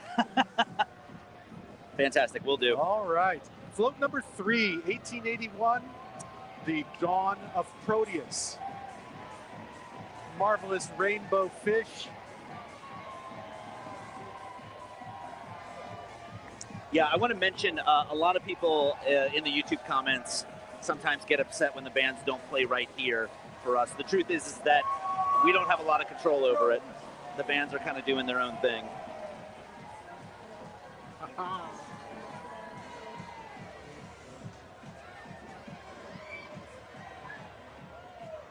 certainly well lit, but just as reliant on the painting and the gold foil and everything. That's the older style. Beautiful. And the next float, number 4, I wasn't familiar with this seagoing scoundrel, Timor Tom. Timor Tom. Apparently a whale. Okay. That had it in for whalers, which is only fair. Okay. I didn't know Moby Dick had competition. Well, that's it. I knew Moby Dick, of course. But right. Timor Tom, I'll never forget. And here he is. Wonderful float. Maybe they couldn't get the rights to Moby Dick.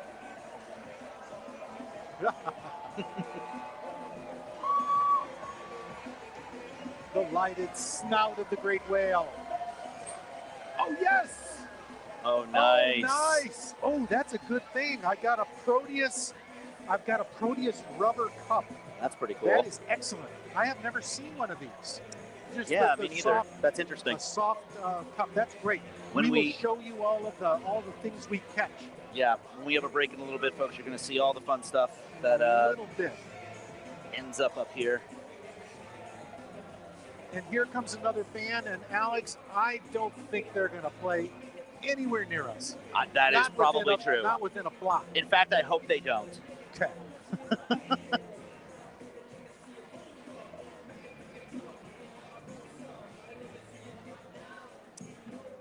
This is the Roots of Music Marching Band,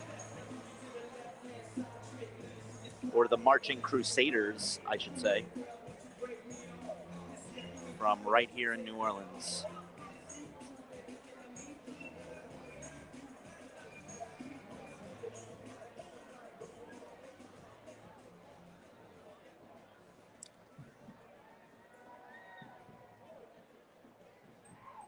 They may have walked 3.5 miles by now, more or less. Oh yeah. And this may be their third or fourth parade. You never know. Uh-huh. Somebody. That sounds right. 34. So on average, we've heard that it's about 34 miles per Mardi Gras season for some of these bands. All their parades, so that's about 8 parades, I think.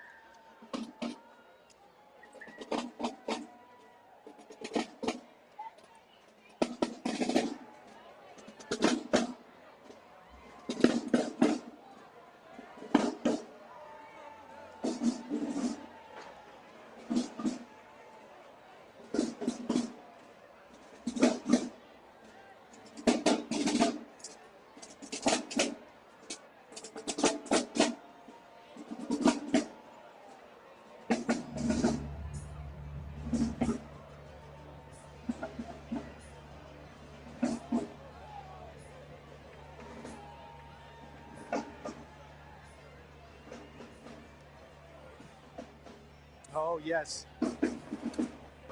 We're probably going to be at a pause for a few minutes because as the parade approaches Gallier Hall, the old City Hall of New Orleans, 19th century City Hall, they pause for a toast with the mayor and other dignitaries.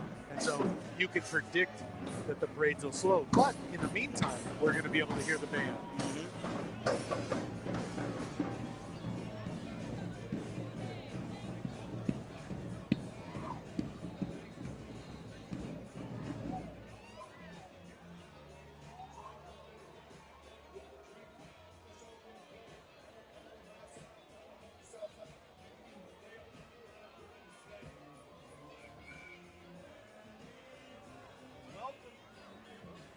All right, there's my mic. Welcome, folks. If you're just joining us, I'm Alex Pomez here with Doug McCash, and we are knee-deep in the first parade tonight, Proteus, with Orpheus hot on its heels right behind. We've seen some great floats, some great bands so far.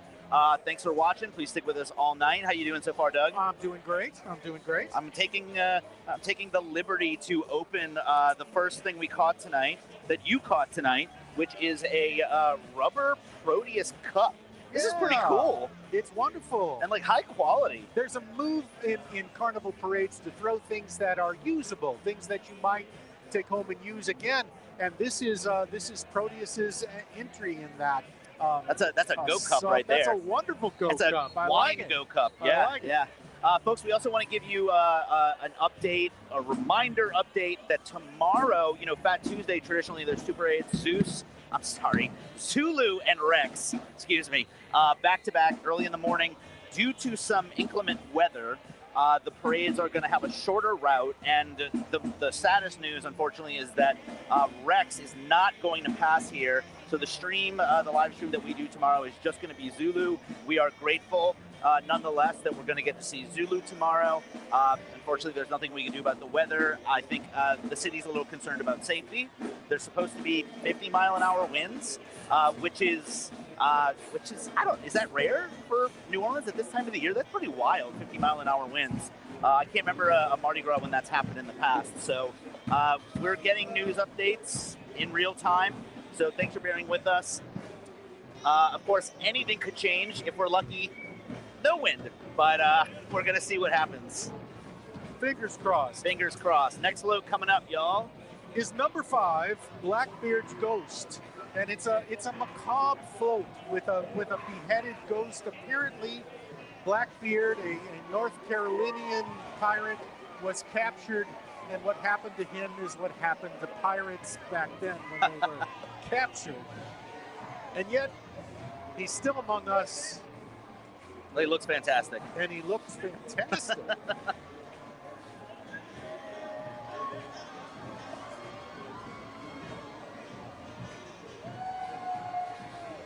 Throw me something, mister! All right! Whoa! Thank you! Oh, we got pelted with beans. Pelted.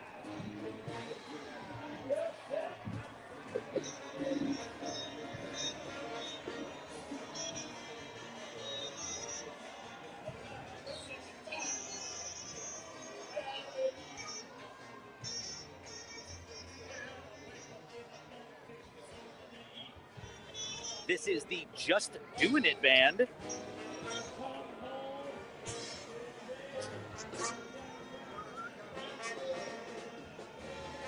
Float number 6 is Superstitions. There's no one more superstitious than a sailor trusting his life to the sea.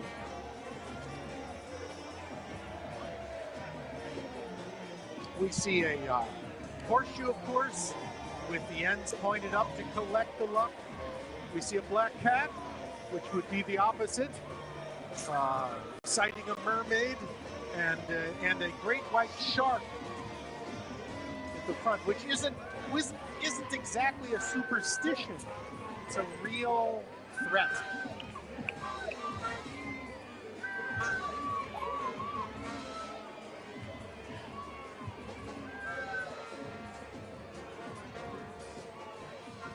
Quick shout out to my cousin Jean Casanova and my Aunt Pam. How y'all doing? I'm getting texts from them saying they're watching. Love y'all. Good to hear from you.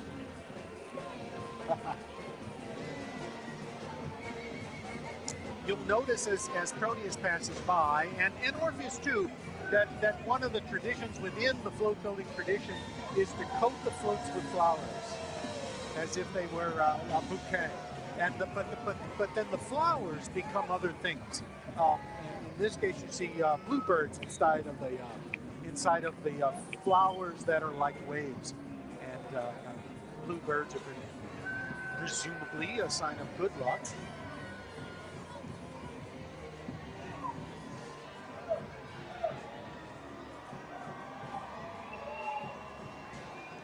Float number 6, Sailors' Superstitions.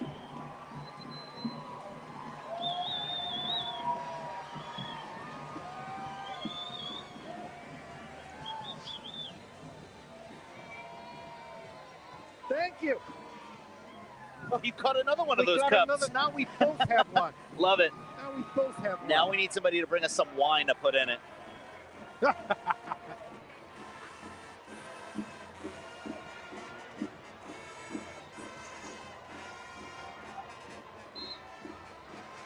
This is Benjamin Franklin High School Marching Band.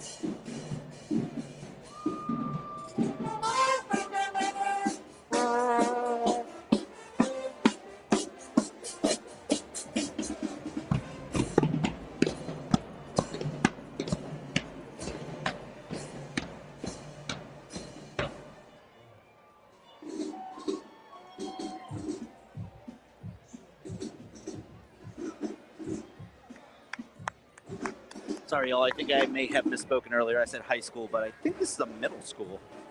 Either way, they sound great.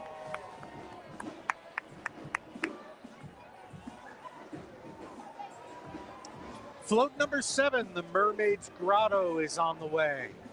Once again, beautiful carving, beautiful color, wonderful paint. And notice the elements of the floats that are supposed to move.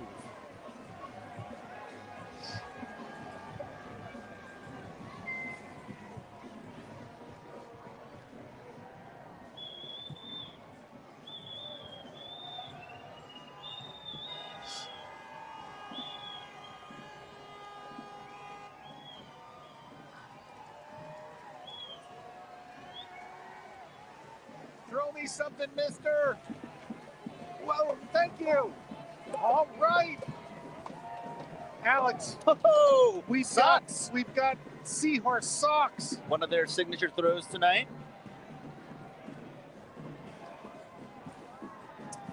Apparently, we are on the big screen at Silk Road Restaurant and Wine Bar in the Marigny. Hello to everyone watching. Hello, everybody. I think they're playing a drinking game with us. This is Walter Cohen High School going by right now.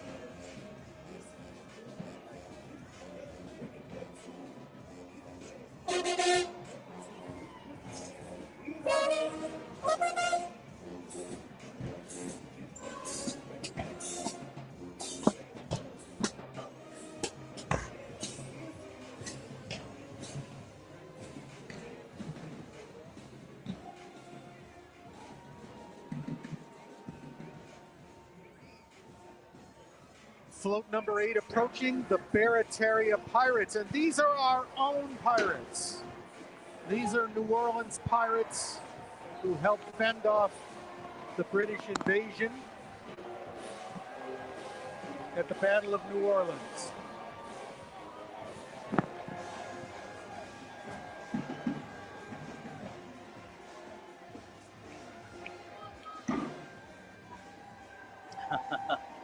Hello, guys.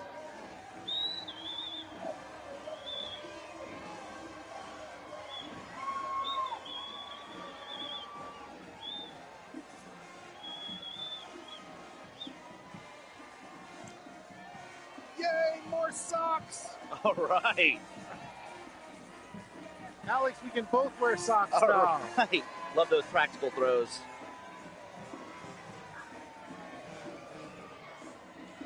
Pierre Capto Charter School in these fantastic blue uniforms.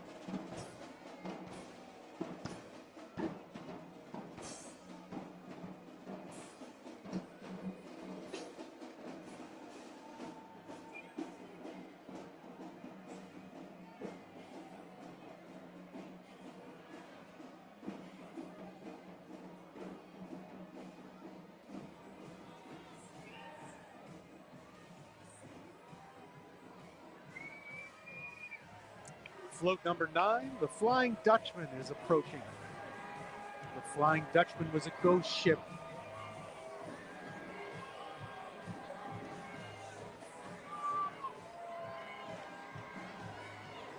The lost souls, sailors on the Flying Dutchman would call out to passing ships.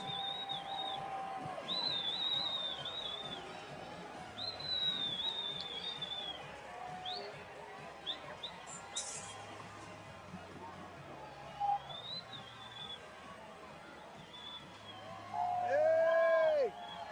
Throw me something! Yes! I got a whole bundle of beads. Whole bunch of beads. All right. All right.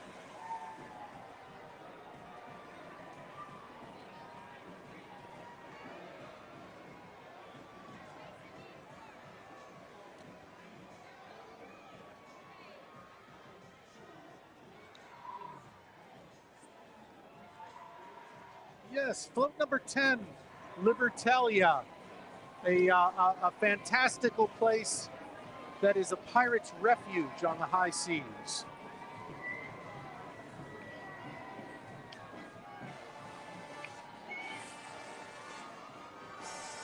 A tropical paradise, obviously.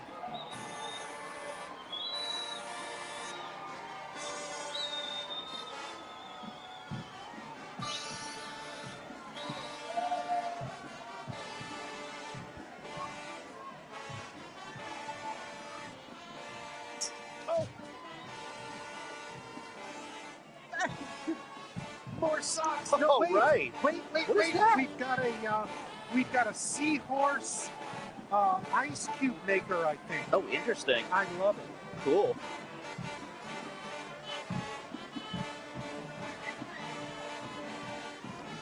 And then right after this float is the Bel Air High School Marching Band from Baton Rouge.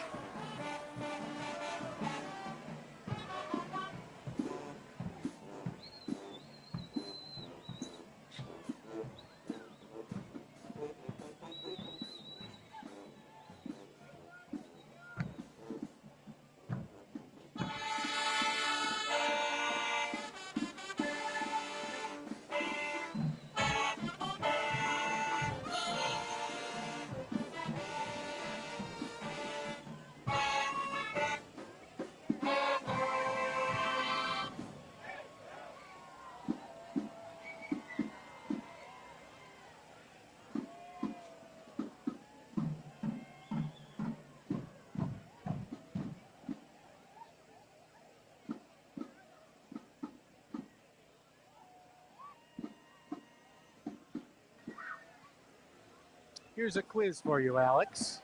Who do you think was the first person to throw trinkets to a crowd from a Mardi Gras parade? Oh, wow. Person or which crew? First person. Well, I don't know. I'll tell you. Please. It was Santa Claus, maybe. Oh, In okay. 1871, in a parade called the 12th Night Revelers. Okay. The last float was the jolly old elf Santa carrying a basket of small toys that were meant to advertise a local Canal Street department store. And they were tossed to the crowd, 1871. And I think, many people think that inspired the custom, but I think the year was significant because there were young men in the crowd who by 1872 would form reps. Oh, that makes a lot of sense. So they saw it, took it, ran with it. Yes, that's my belief. That makes sense. Santa also, that makes sense because the idea of throwing gifts to the crowd. Absolutely. Right. Makes total sense. Love it. Once you see how much the crowd appreciates it, you might want to incorporate it into your parade. That's right. Into your future parade. That's right. Those kids at that parade saw people foaming at the mouth for stuff being tossed at them. That, I think, is probably the case. Now, this is just by imagining. You can't find an old newspaper story that says so, but I think it's true. And you know, unless Arthur Hardy parachutes in and says you're wrong, I'm going with it. Arthur would never do that. He's a very polite person. He's a very polite person. So by the end of the 1800s, we had people throwing trinkets from floats. We can be pretty sure about that. Mm-hmm. And by 1912, in the newspaper, is the first appearance of the word beads being thrown from Amazing. the float. Yeah. Very cool. A little earlier than most people think. Okay. Okay. Let's hope the band doesn't play. Oh.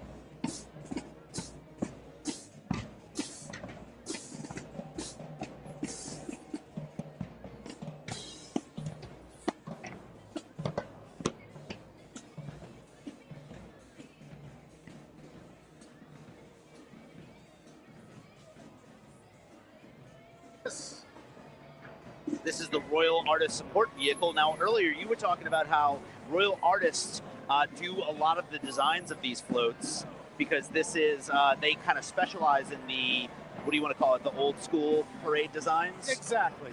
They specialize in an older style, an older aesthetic, just as wonderful as the modern parades. And then the flip side of that coin, who does the more modern ones? Is that Blaine Kern Studios? And others, and there are other builders in town as well. And, Okay. and it's a spectrum. They all have modern, features and old-fashioned features. But basically, makes sense. And this is a king cake baby for those from out of town.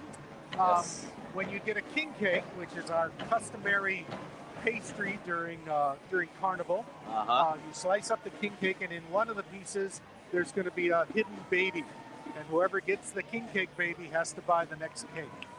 That's the custom. And you leave the knife in the box. Oh, this is cool. I like this one. Float 11, the Kraken. I love this diver getting attacked by the tentacles. That's really cool. Most horrifying thing about the Kraken is that it's real. Oh, okay. Yeah, giant squids once in a while will get hungry.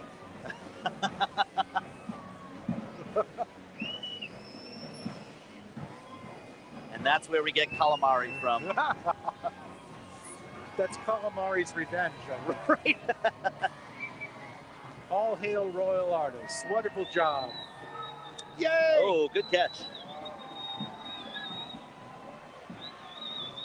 The Kraken.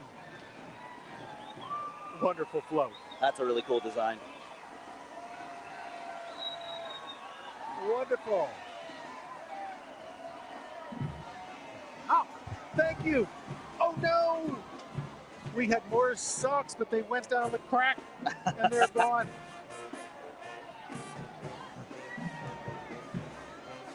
Right, went down the crack, that's right.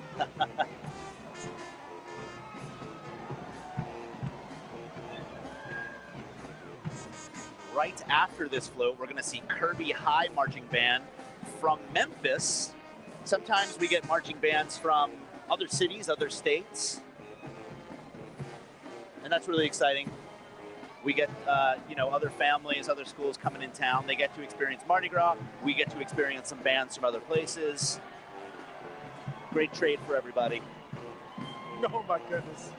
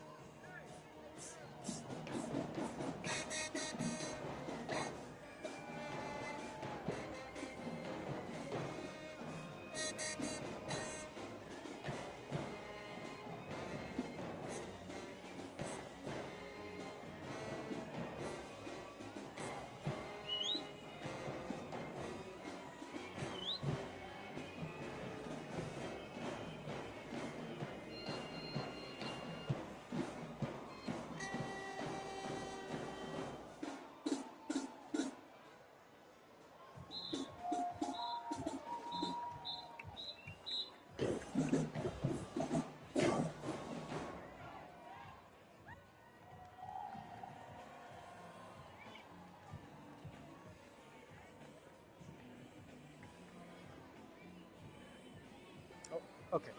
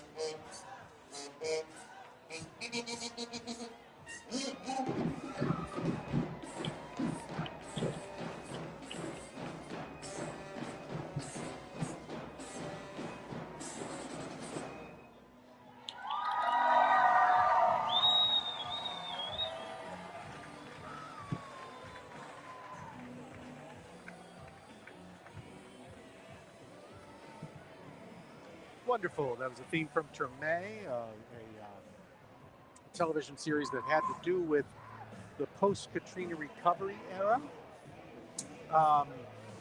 One of the symbols of New Orleans, one of the many symbols, right up there with a horn player or a riverboat, is a plastic Mardi Gras bead, shiny beads.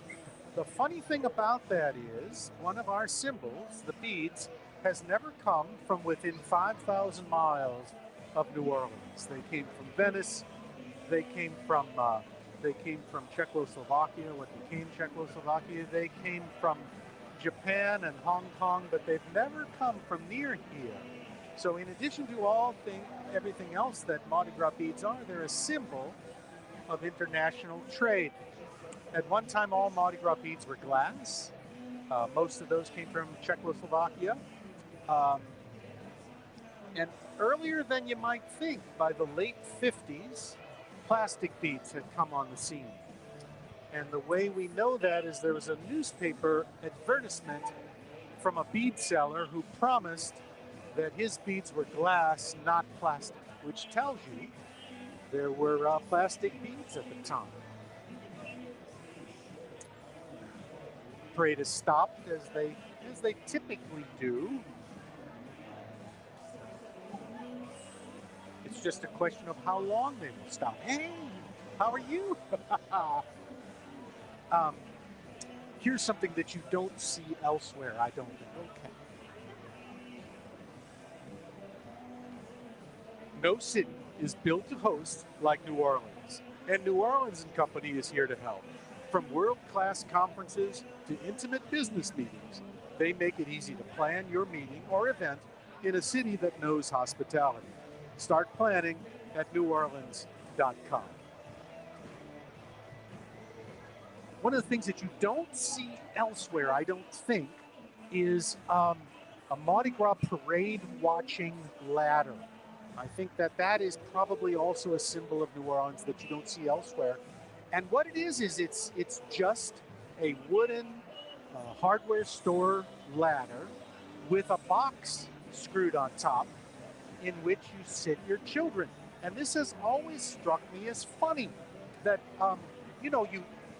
there's your little toddler and you protect them as best you can from everything. You protect them from skin knees and from bee stings and everything that you can protect them from until Carnival comes. And then you strap them in a wooden box on top of a ladder in a barrage of beads. Oh, there's a Mardi Gras ladder, and look, this person has cleverly put wheels on it so that you can tow it home on its own wheels.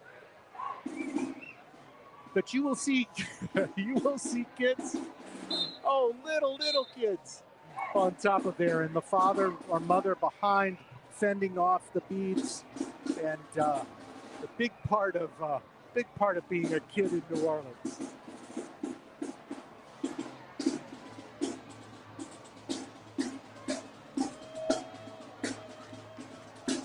Thank you very much, musicians. Enjoy New Orleans.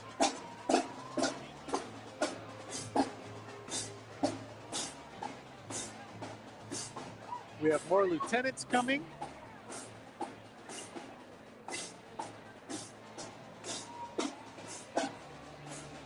Plastic beads came on the scene in the 1950s, late 1950s. And by 1970-71, they had virtually replaced glass. Not absolutely, but practically. But these days, glass beads are coming back.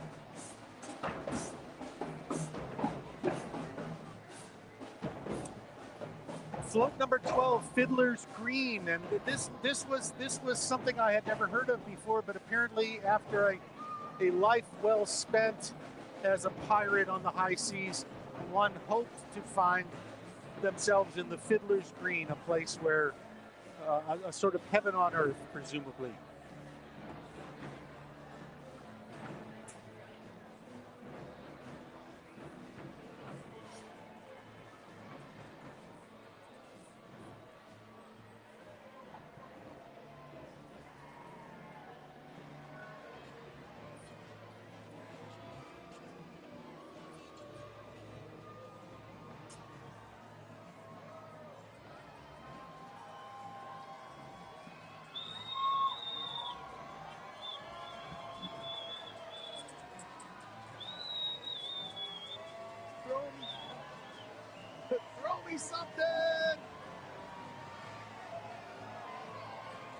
right, and right behind Fiddler's Green.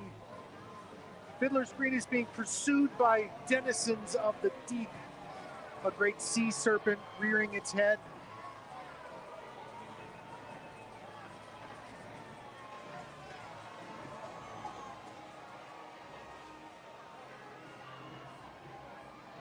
Floats like this were originally imagined as rolling tableau.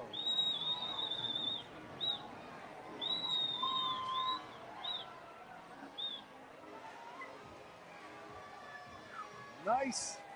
Oh, an excellent foam football toss.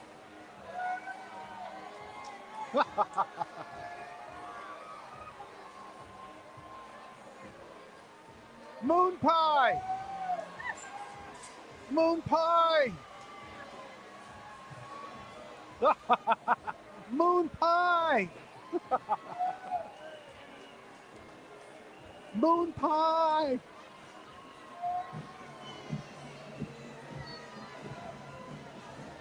Oh, thank you. Oh, the best Mardi Gras throw of all, a moon pie. And it looks like I got a strawberry one. Oh, how lucky. I have never eaten either. How about that? Well, we're going to put that in our collection. I'm going to eat it in a minute. So floats like this were originally envisioned as rolling tableau, and tableau is an art form that you practically never see practiced anymore. Hello, Alex. And what it was you would go and behold a scene with actors standing still in scenery, sort of like a photograph before there was photography.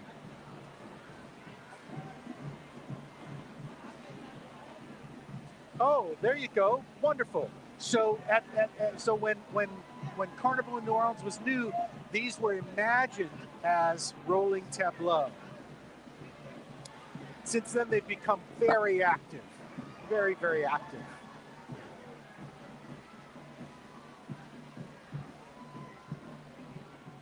Folks, we want to give a shout out to one of our sponsors, the National World War II Museum. They are open 9 a.m. to 5 p.m. daily. The National World War II Museum features immersive exhibits, multimedia experiences, and an expansive collection of artifacts and first-person oral histories, taking visitors inside the story of World War II. What a fantastic museum, amazing exhibits. You have to check it out, whether you live in New Orleans or you're visiting National World War II Museum. We love it.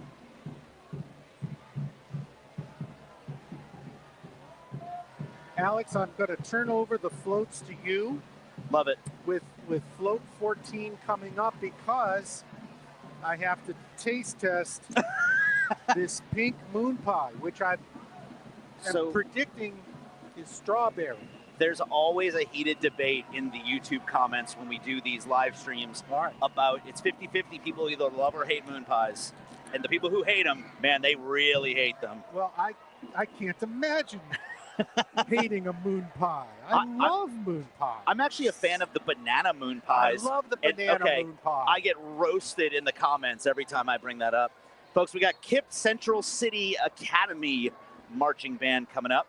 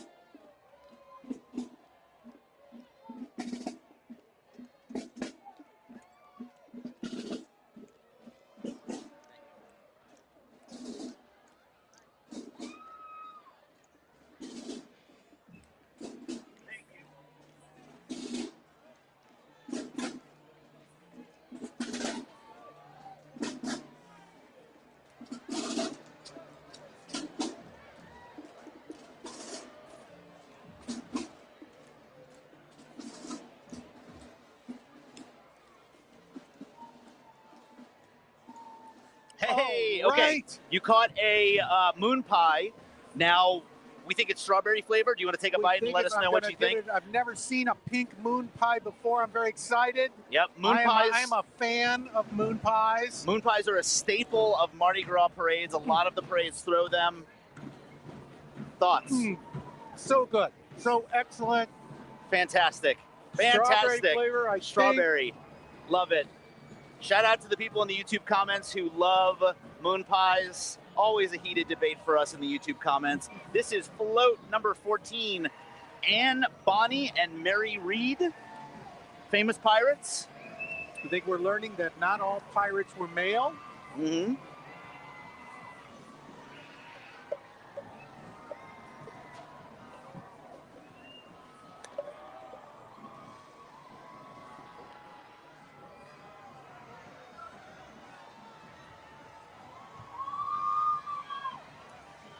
Fearsome.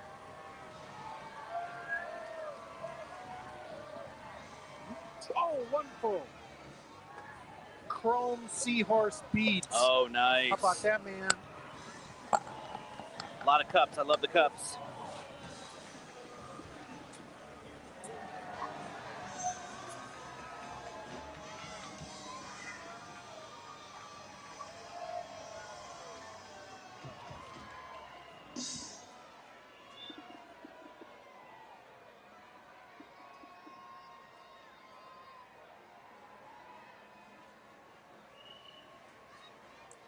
This is the Tricks Band.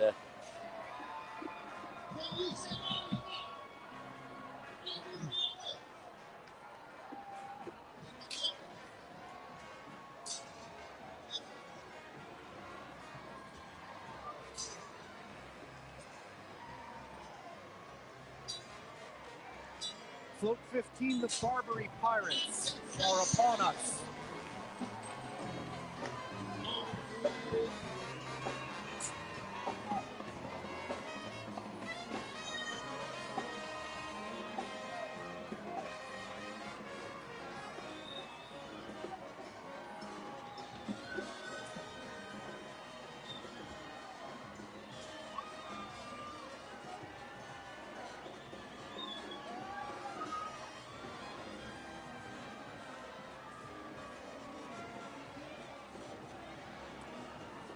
Yes! Oh, I've got lighted seahorse beads. All right. Thank you. Ooh. Oh, Nice. Where's that? I don't know yet. I think this might be a towel. This is like a super compressed. All right. Float number 16, Mother Carey. Is that what that says? Yes, Mother Carey. Okay, cool.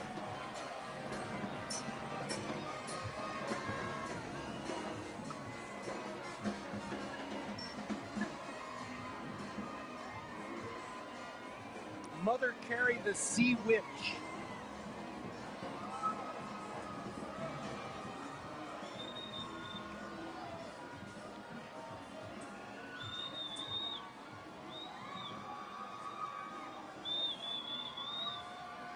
The sea witch Mother Carey delights in a stormy sea. The sight of her or her loyal birds, the storm petrels, will surely serve as a harbinger for dangerous waters in a sailor's future. I had never heard that piece of lore. Yeah. This is Baker High School marching band.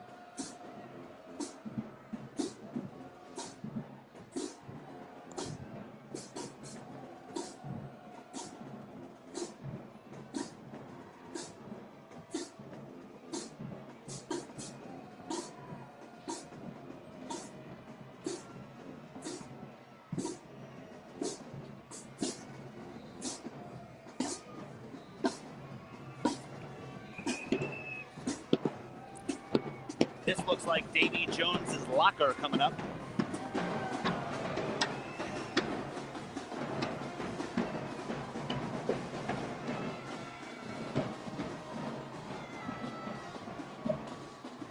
Alex, when your ship goes down, where do you go? Ooh, what a good question. I'm going to guess into the water. Into Davy Jones's locker, yes.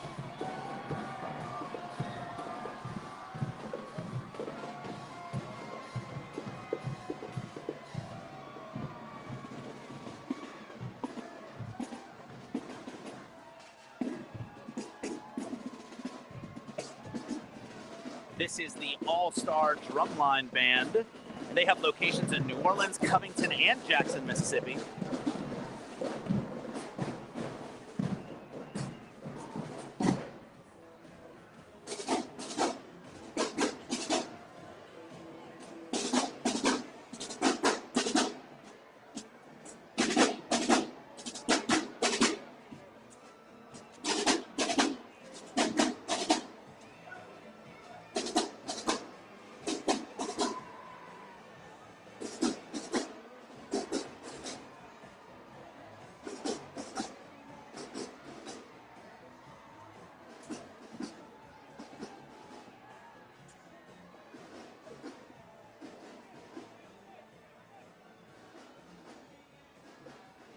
Doug, I'm going to let you pronounce this one.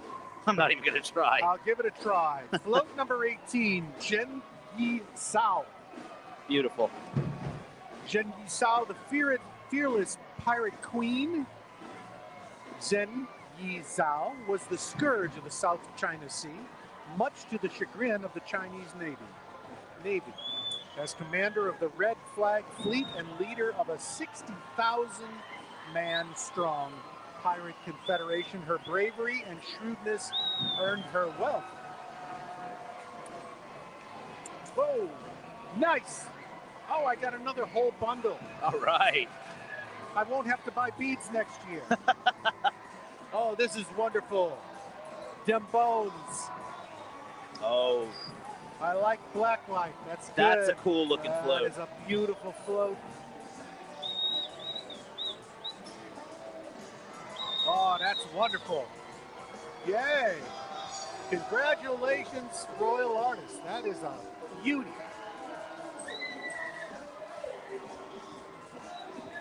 Creepy, yes. Yeah. Very much so.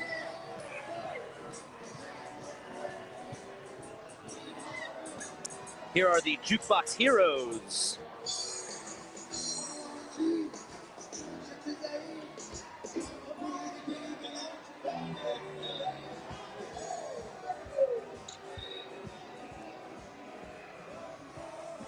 Float number 20.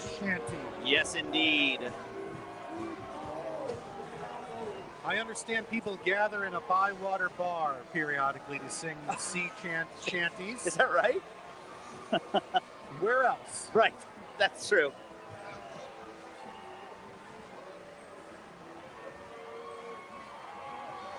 That does it for the crew of Proteus. All hail Proteus. Beautiful parade. Yeah. Wonderful. Oh, yes. Yeah, let's show off a few things. So we showed off those rubber wine cups earlier. This is my favorite so far. We got some seahorse socks on theme for them. We got these, earlier we were saying that these are ice cube trays. I think they're the fidget. I think these are just meant to keep you distracted if you have ADHD. Well, there you go. Okay, here's the weirdest thing. Definitely take that home. Somebody threw me 2 sliders in a Ziploc bag. I kid you not.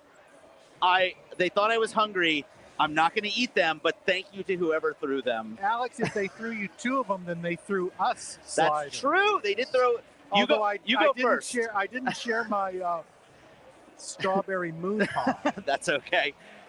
Folks, Orpheus is right around the corner. We're talking minutes away. Stick with us. We're going to take a little break. By the time you get back, the parade's going to be here, so don't go far.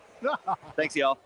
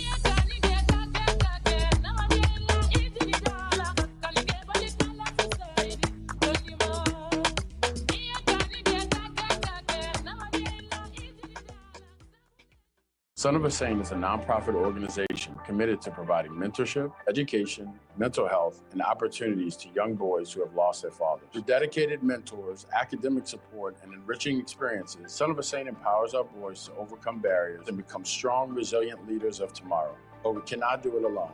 The need for our services in the community is great, and my ask of you is to help us fulfill that need through volunteering, becoming a mentor, or donating resources. Please visit sonofasaint.org today. They were ordinary people, just like you and me, who never expected to find themselves like this. But they found courage. They found grit, grace. They found strength in each other. And in their stories, we find strength within. The National World War II Museum. Find the extraordinary inside. At Tulane Doctors, we made booking appointments easier than ever. To schedule with any physician, whether at East Jefferson or one of our other locations. Just dial 988-5000. When you see the shield, you'll know. The future of medicine is here. I am cypress leaves, balconies, oak trees, harmony. I am New Orleans. I'm your town deep down. Come see me at NOLA.com. And Company, the team that invites the world to experience our music, food, and culture while supporting the people who make New Orleans special. Start planning your trip at NOLA.com. Open daily from 9 a.m. to 5 p.m., the National World War II Museum features immersive exhibits, multimedia experiences, and an expansive collection of artifacts and first-person oral histories, taking visitors inside the story of World War II. Thank you to the 2025 NOLA.com Mardi Gras Parade Cam sponsor, Tulane Doctors. Whether you need a checkup or a new treatment, Tulane Doctors are dedicated to making healthcare simple, personal, and accessible for our community. For trusted expert care, call 504-988-5000 to schedule an appointment with any Tulane doctor today. Son of a Saint is dedicated to transforming the lives of fatherless boys across Greater New Orleans through mentorship, emotional support, development of life skills, education, and positive peer-to-peer relationships. For more information or to get involved, visit sonofasaint.org. Rock the Country 2025, a festival for we the people, coming to 9 small towns, bringing 9 massive shows.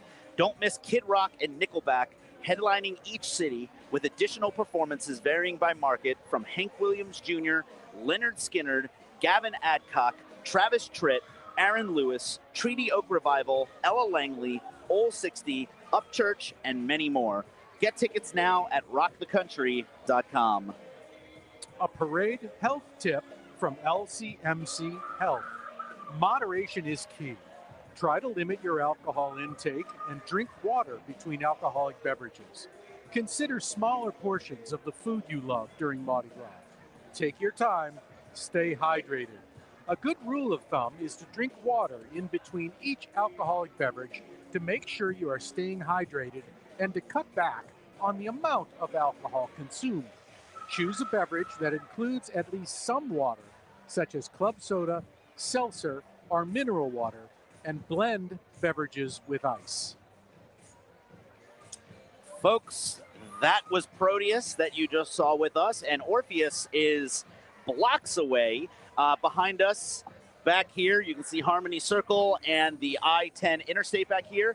And Orpheus, the next parade is right on the other side of the interstate. It's going to be here before we know it. Did you have a good Proteus, Doug? I thought Proteus was excellent. I love the sea theme. It was great. Yeah. All the myths and legends. It was terrific. And a beautiful parade. Beautiful parade. We were talking earlier about how Proteus is more in the old style of parades, and Orpheus, which is coming up, is a more modern take. Absolutely. Right? So, for example, on Proteus, we saw wooden wheels on the floats. And then for Orpheus coming up, we're going to see the polar opposite of that, which is LED lights and possibly screens and animatronics. And now we're going to see the height of what Mardi Gras parades can do in the modern age.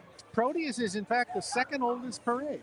Is it really? Yeah, Rex began parading in 1872, and Proteus began 10 years later. And now there were older parades that just don't run anymore. Right. There were parades Comus? that started up and dropped out. Comus Okay. was the first. Comus. Okay, and it dropped out eventually, and but there are lots of parades that you never hear of that came and went over the decades. Yeah, love it. Love to hear all about it.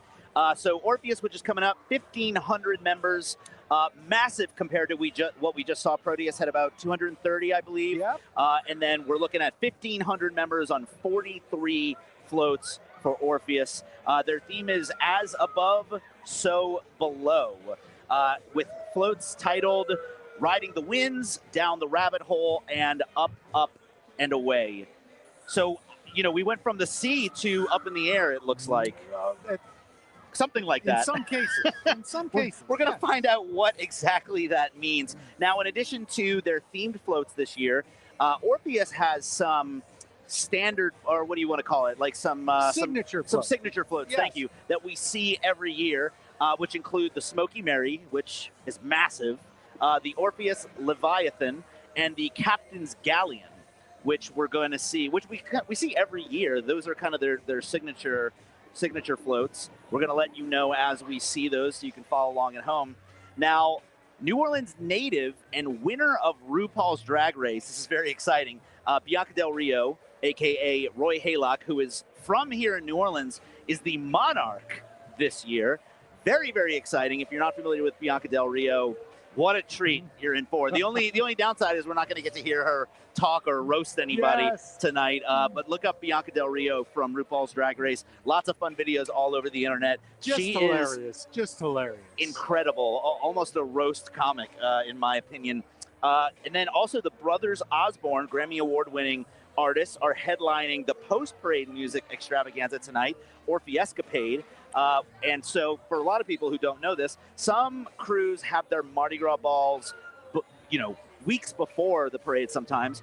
Orpheescapade, Endymion, and I don't know if there are any others. The Bacchus, it sounds like, their balls are at the end of the parade. So the parades literally go into the ball at the end of the night. So, for example, Orpheescapade tonight is in the convention center, and the parade will literally drive into the ball where everyone will be wearing tuxes waiting for the parade, and the parade will continue to throw and march, and it's wild. It's so much fun. Have you ever been to Orpheescapade? I have not. It's one of my favorites.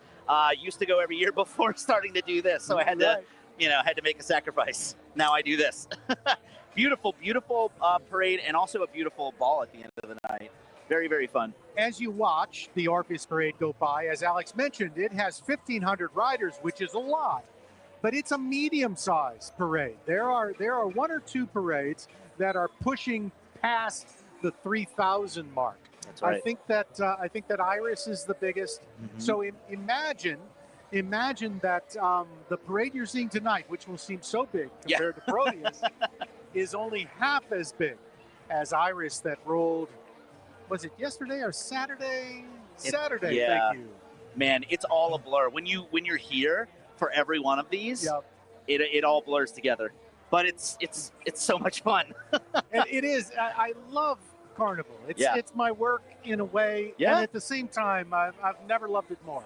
It's beautiful, man. It's so just wonderful to be out here for all of these. Orpheus is one of my favorites, and it's going to be beautiful this evening. We have a few signature throws we're trying to catch. Each of these parades have signature throws. Earlier for Proteus, we caught socks, some beautiful seahorse socks, because their theme is water themed. And so tonight for Orpheus, we are looking for hand-decorated tambourines, 4-foot-long stuffed dragons, LED cowboy hats, sunglasses, which are always my favorite, metal cups, special captain's doubloons featuring co-founder Harry Connick Jr. We were talking about the founders of this parade a little bit earlier. It's some New Orleans royalty, if you will, including Harry Connick Jr., born and raised in New Orleans musician, actor, Harry Connick Sr. Well, wait, hang on. Don, it was both. Okay. Don, our director, is giving me facts in my ear. So to clarify, It was founded by Harry Connick Jr. and Harry Connick Sr., in addition to Sonny Bory, the previous artistic director for Le Petit Theater here in the French Quarter. So a lot of New Orleans movers and shakers founded this parade. So there's a lot of, I like to say hometown heroes involved with it. Previous monarchs, so Orpheus doesn't have a king per se. They have what they call monarchs. Previous Orpheus monarchs have included Fats Domino, Quentin Tarantino, Sandra Bullock, Glenn Close, Whoopi Goldberg, Stevie Wonder, Lawrence Fishburne, Forrest Whitaker, Brad Paisley, Anne Rice, and Toby Keith. So that's a really interesting mix of actors and musicians. That's pretty cool. Love it. And tonight, once again, Bianca Del Rio, which is fantastic. Another person who is from here in New Orleans, from Gretna, I believe you were saying. From Gretna? Who I've known since high school. I did theater with Bianca, a.k.a. Roy Haylock. So it's going to be a fun night. This is going to be a very bright, colorful, well-designed parade that we are looking forward to. This might be it. So usually when you see a procession of police vehicles, that is usually the indicator that the parade is here, because the police vehicles are making sure that the street is clear of of children who have wandered into the street throwing footballs at each other. These white floats with the blue and red lights are in every parade. It's amazing. Yes. Beautiful.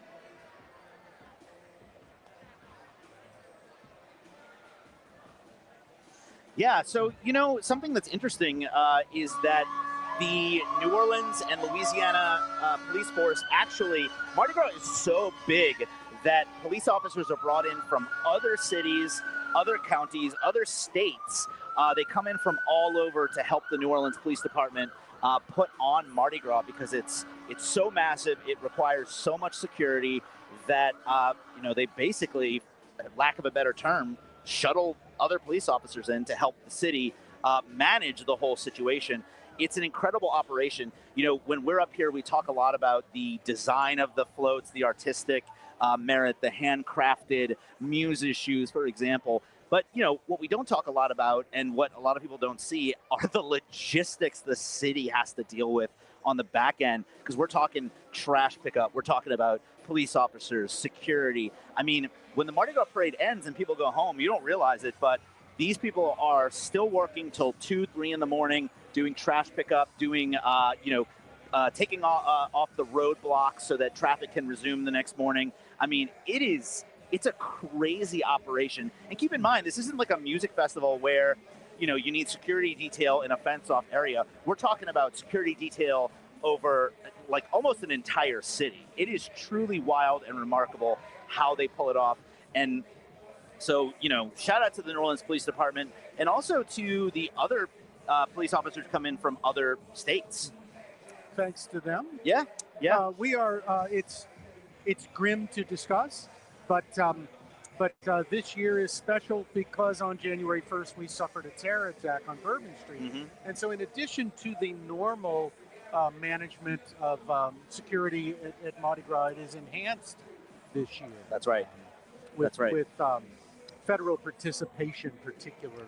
That's right, absolutely. And I don't know if the cameras were on earlier, but usually before every parade of the day or night, we will see the sheriff or someone from the sheriff's department, whoever the what do you want to call it, the ranking commander in the area is, and they will walk down and do an on-foot inspection of every parade route before the first parade even gets here, to show that they are, really taking everything seriously.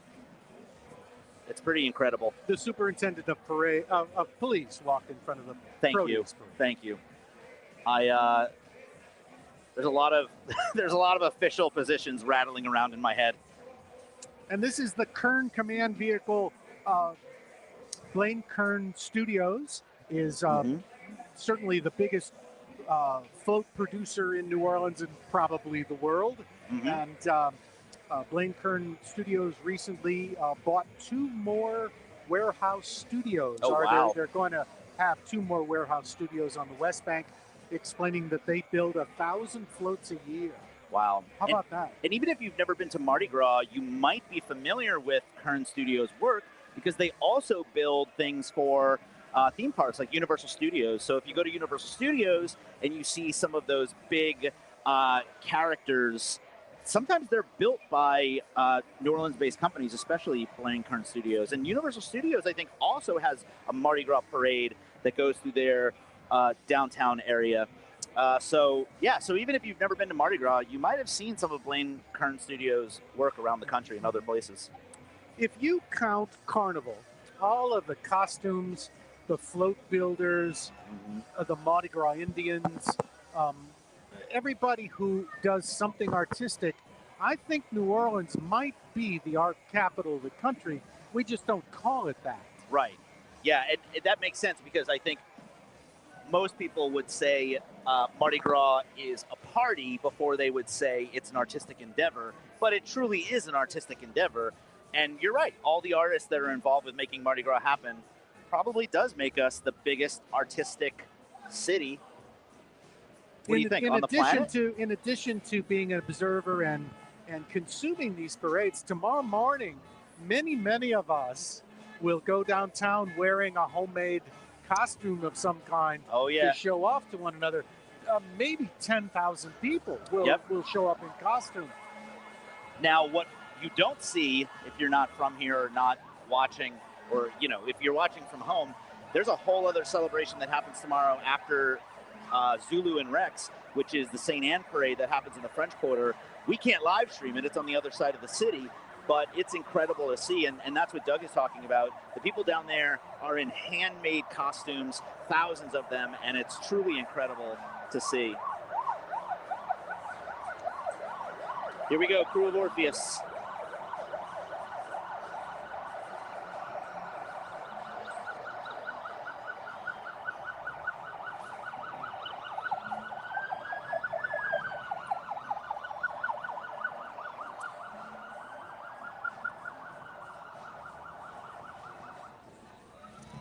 And a Shriner motorcycle contingent to get things get things rolling, so to speak.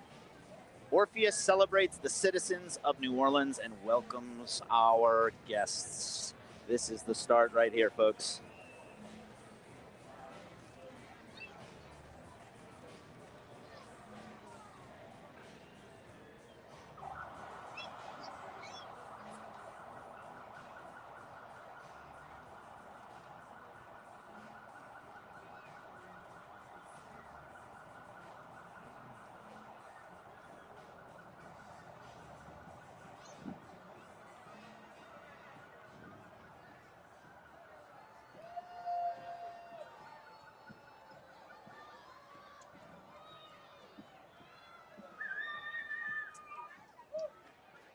Yeah, it seems like the Marine Corps band starts most parades, if not all of them.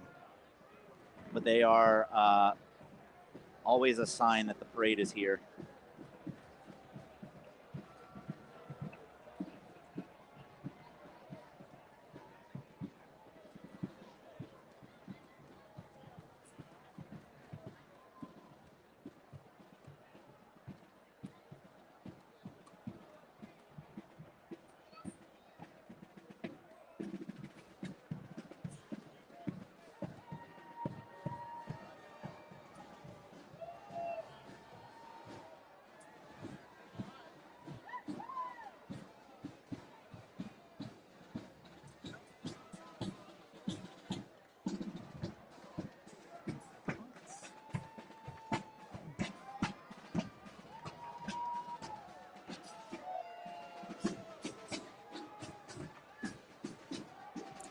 And these flambeaux have a custom-made Orpheus reflector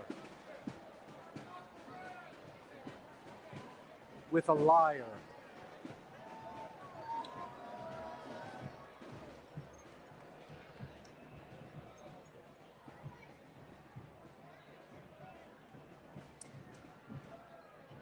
This is Mississippi Valley State University. They would never play here. Folks, we are using some reverse psychology, hoping that the bands play here by wishing that they don't.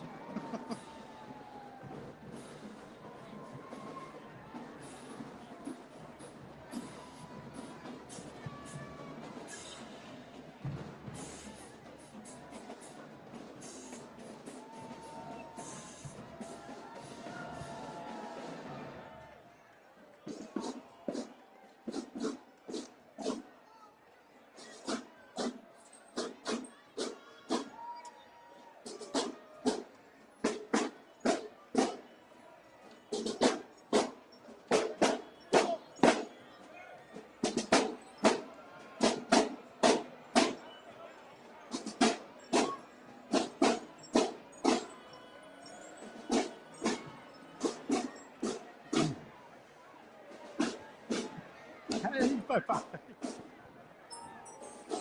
Oh, we've discovered that if you express even the slightest optimism that the band is going to play, they won't. So we're taken to expressing certain amount of pessimism. Where this comes. Little Mardi Gras reverse psychology. The Krewe of Orpheus welcomes NOLA. All right. I went New to NOLA. Orleans Center for Creative Arts. You did? Oh, yeah. Hey, I know her. I went to school with her. That's Amy. Hello, Amy. My son went to NOLA also. Yeah, I went for musical theater. Here comes Talladega College.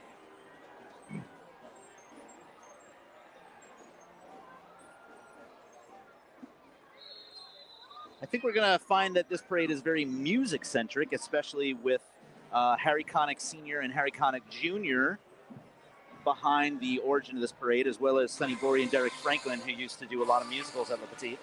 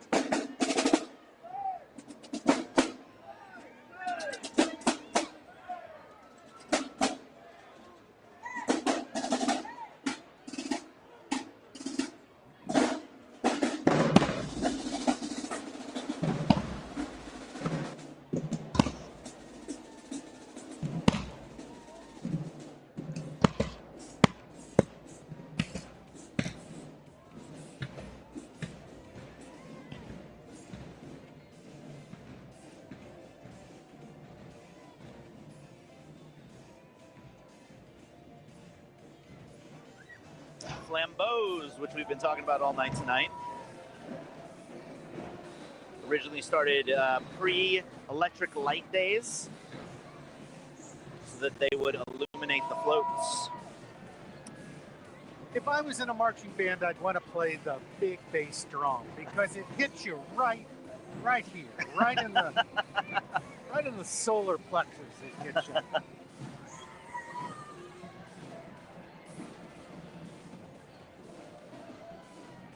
This is a wonderful float coming our way.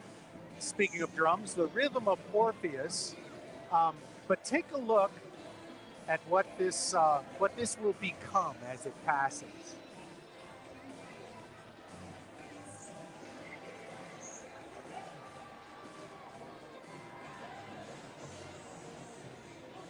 Oh, cool.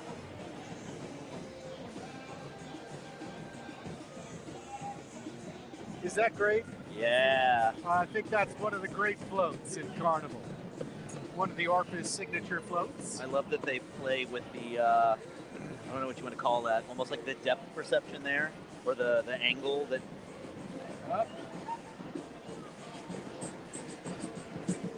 That's cool.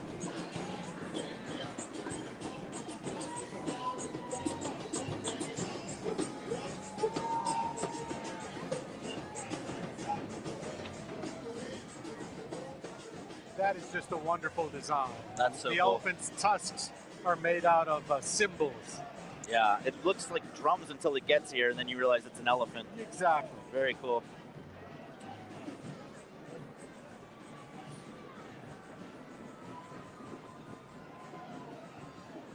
This is the Alcorn State University Band.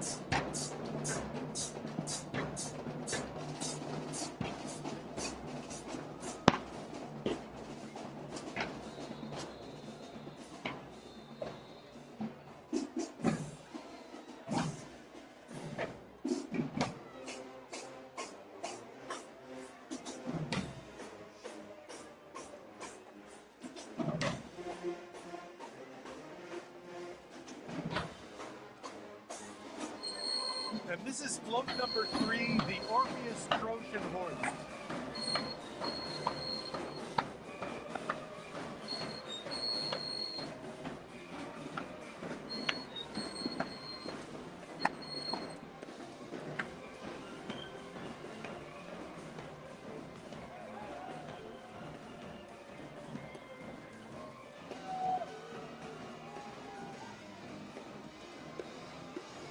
It was, of course, a sculpted horse that looked like a tribute, but was actually a trap.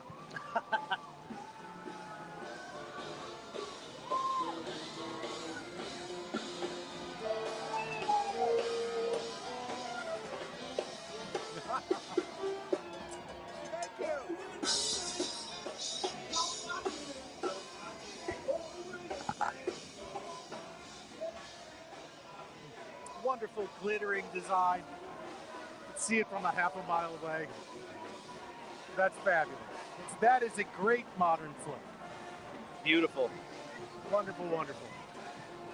One of the things that distinguishes Orpheus from the older parade is that, from Proteus that we watched earlier, is that one of the characteristics of some modern parades is that they are co-ed. And Orpheus is a co-ed parade. Yes, yes. This is Lane College from Jackson, Mississippi. No, Jackson, Tennessee, excuse me.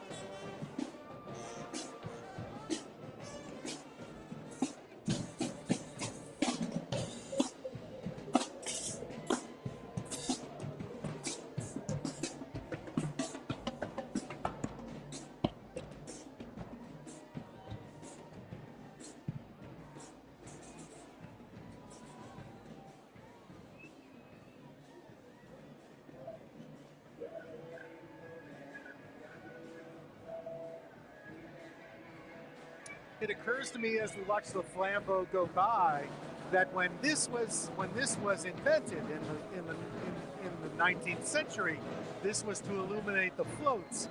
And in the 21st century, the flambeaux are a feature of their own. They're not really illuminating anything so much as just being a feature. Well, now they are an iconic image people associate with Mardi Gras. Float number 4, the captain's galleon, has arrived. Once again, just a marvelous, marvelous modern design float. Love it. So cool.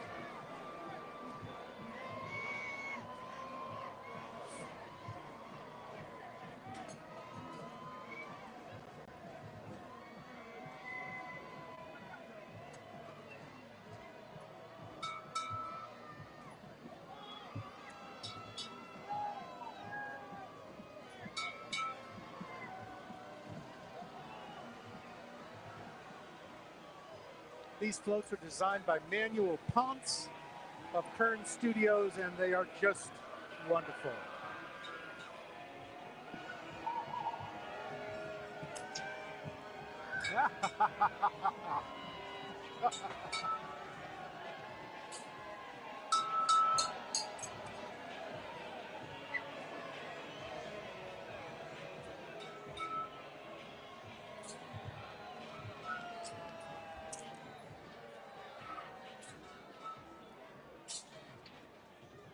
The captain's galleon has left a cloud of smoke in its wake. This is the L.B. Landry High School from right here in New Orleans.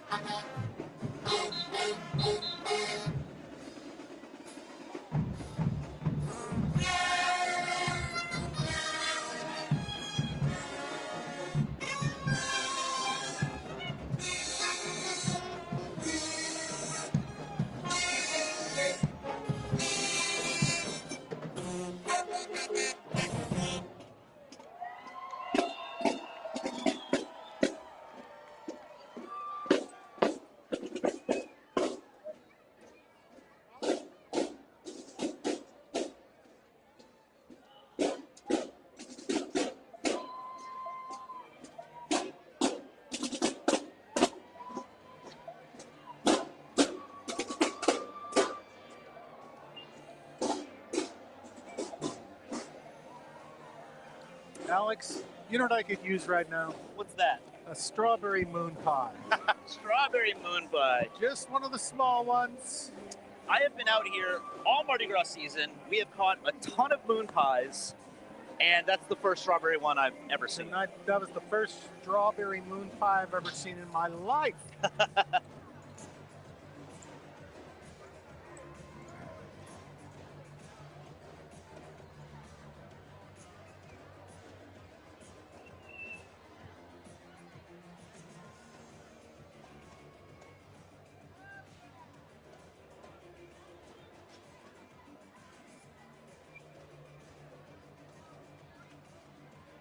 No, this was a legit moon pie. It just was pink. A few times this season, and I think in years past, we have caught some bootleg moon pies that have different names, like marshmallow treat or something like that. Man, to be honest, I would like them all, I'm sure. I think this must be heralding the arrival of the captain's float because the flambeau's reflectors say captain. Mardi Gras throws are regulated. Oh, really? And it's interesting. Yes, you can throw certain things, you can't throw others. There's a list, and the way you throw is regulated. You need to, throw in a gentlemanly way, for lack of a better term. That makes sense. And now I don't know if they'll follow it. And what's interesting is, this is on its face dangerous. You could chip a tooth. Sure. You could. Here comes our captain.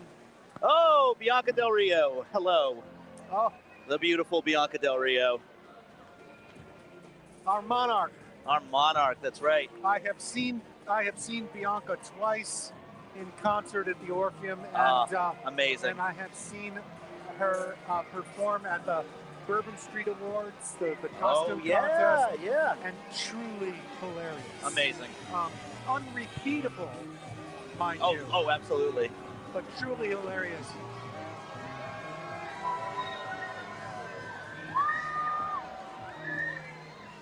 The monarch, Bianca Del Rio from Gretna. Yay, Gretna!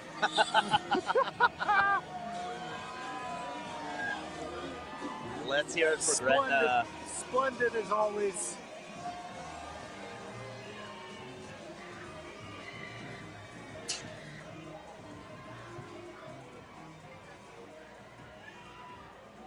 Yes, it changes. The list of acceptable throws changes. And it is transforming right now into more usable, reusable things. Oh, yes. Yeah, that makes a lot of sense. Now, this is the Salmon Spartan Marching Band from Slidell on the north shore of Lake Pontchartrain. Hello, Slidell.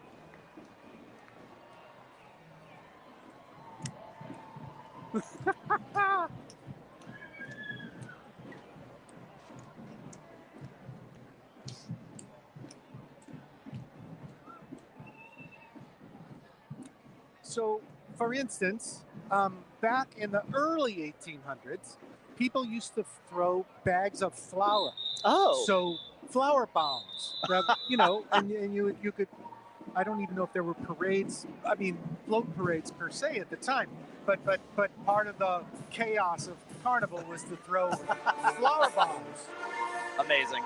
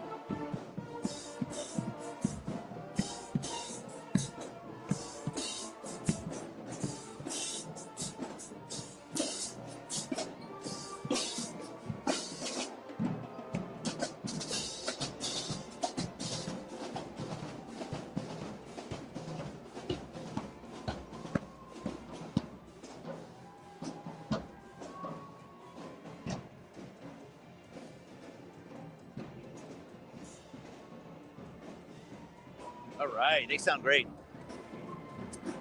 So if we could go back to 1830, something like that, people might have been throwing flour bombs, little bags of flour. Those are still prohibited in the 21st century carnival code. I'm so glad. You can't do that, Alex. I'll keep that in mind. It's also against the rules to bring a snake within something like 500 feet of a Mardi Gras parade. What had to happen? What had to happen in order for that rule to get made? Something happened. Somebody did something. Something happened. But there's a state law that allows you to throw beads without fear of being sued. Oh, that makes sense. In the ordinary process of conducting a parade and throwing beads, somebody can't come back at you and say, you hit me and you broke my eyeglasses. Ah, that makes a lot of sense. All right, the brothers Osborne have arrived.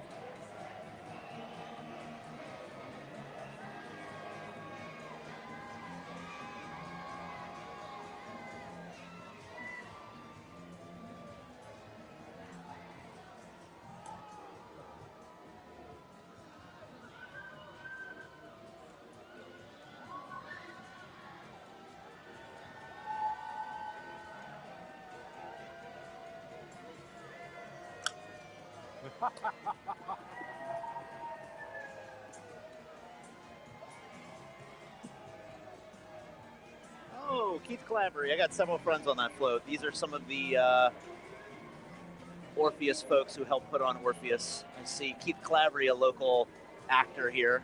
I know the name for sure. Yeah, with the NOLA project. For sure.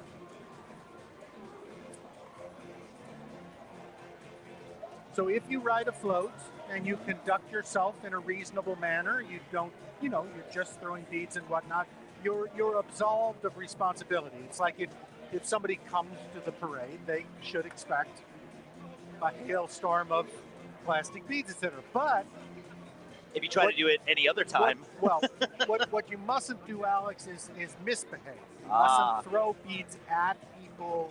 Yes, that makes sense. Bags of beads, that sort of thing can get you in trouble. That makes sense. Exactly. Throw it to them, not at them. Yes.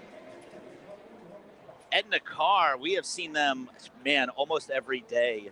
They are really, really resilient out here. The stamina. Yeah, seriously.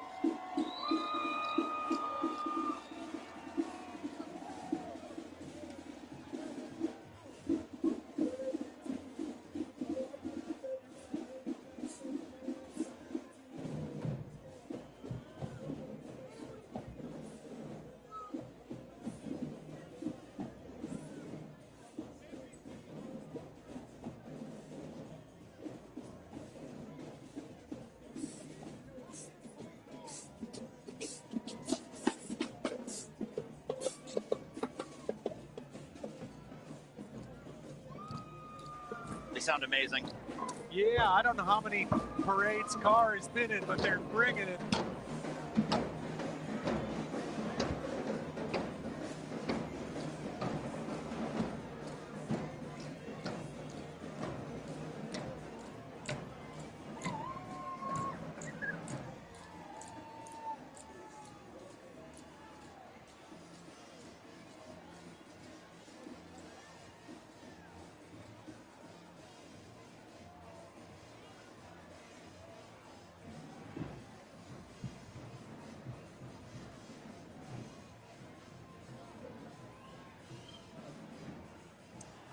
I see some Saints players on this float.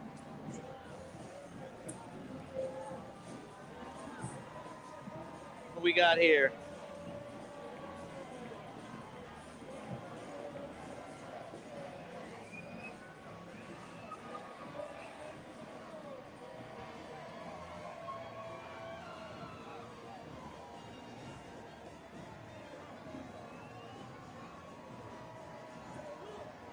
Oh yeah, float of entirely New Orleans Saints.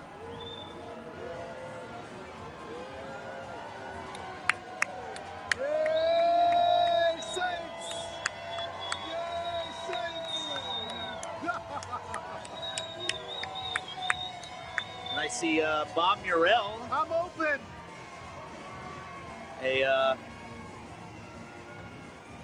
Who is running for city council.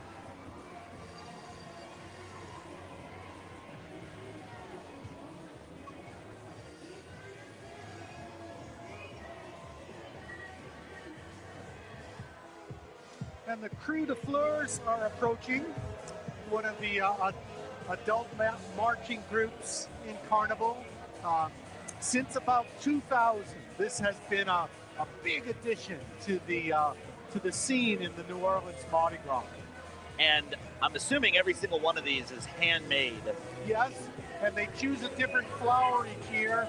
I'm guessing that they are orchids this year. Beautiful. Hail Fleurs!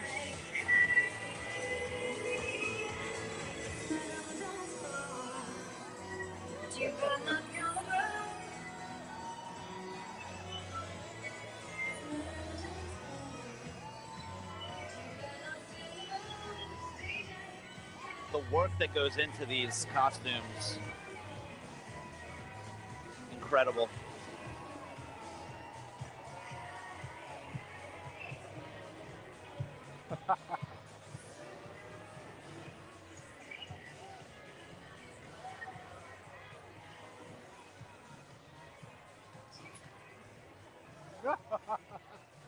Folks, we have a slight pause right here.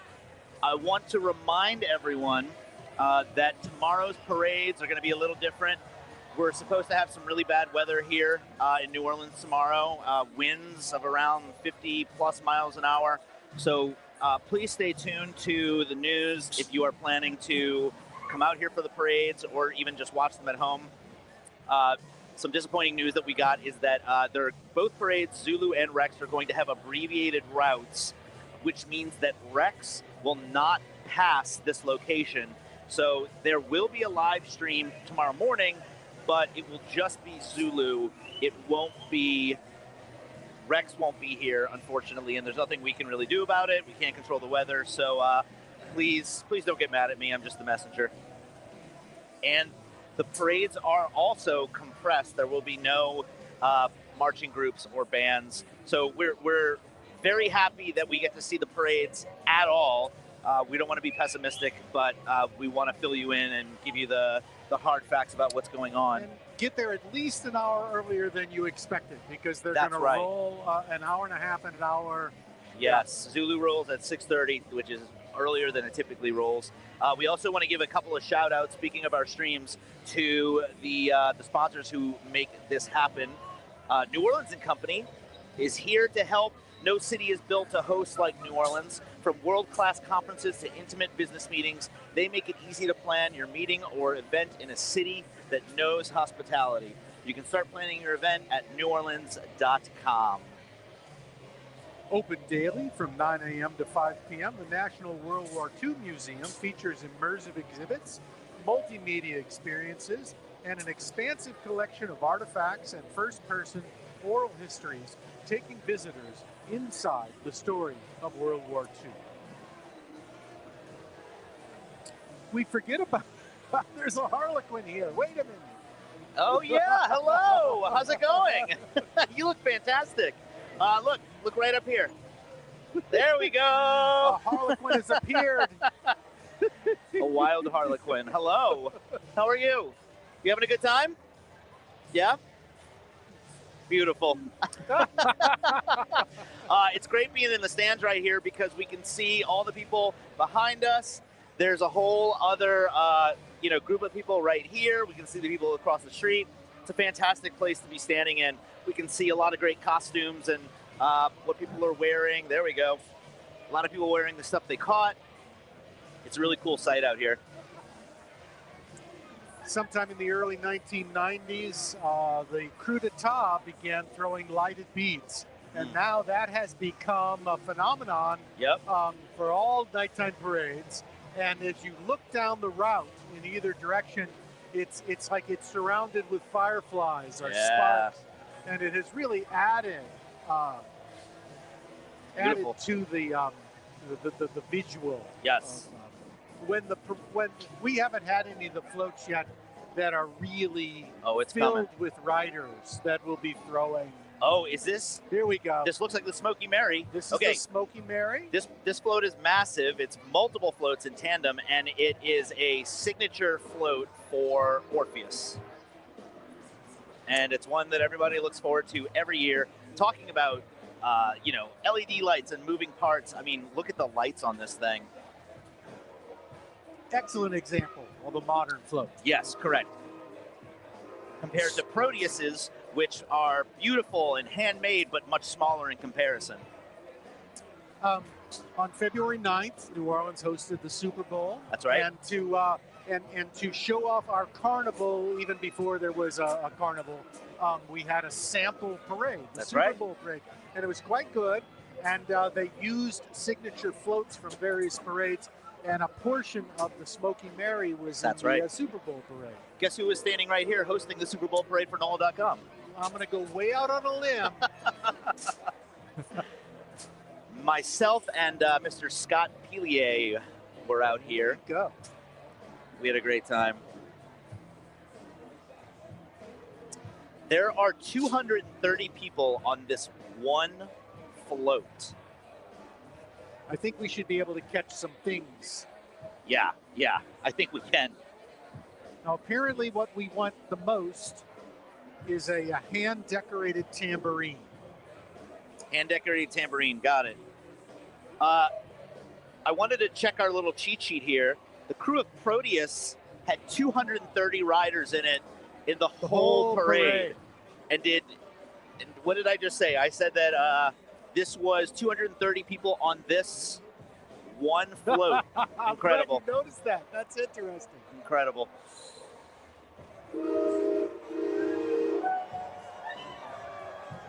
We're also being told that this float has had the same driver since, I'm assuming the float has been created, so probably in the 90s?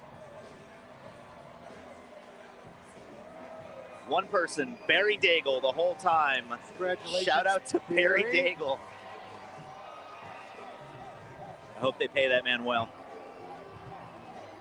Smoky Mary.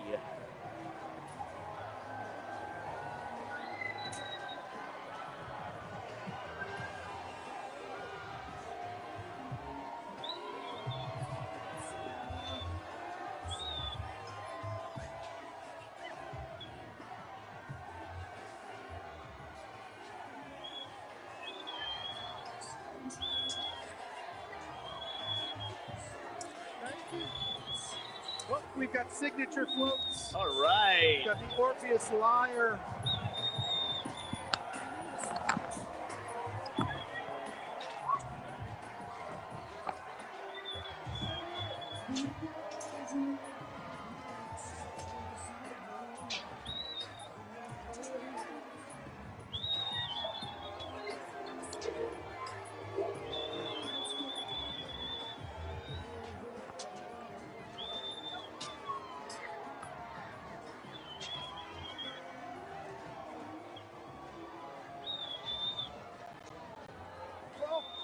Yes!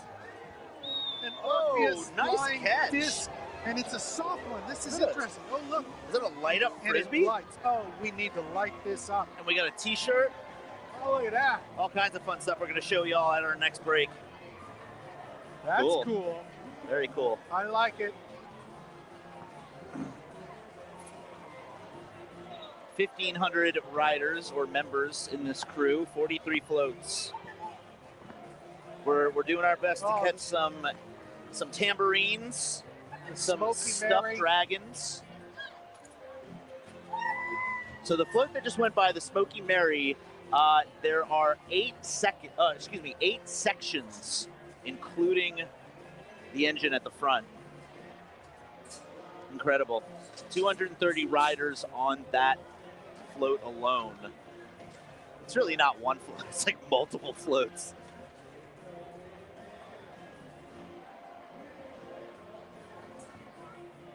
I want to see these stuffed dragons that I'm told about. Yeah.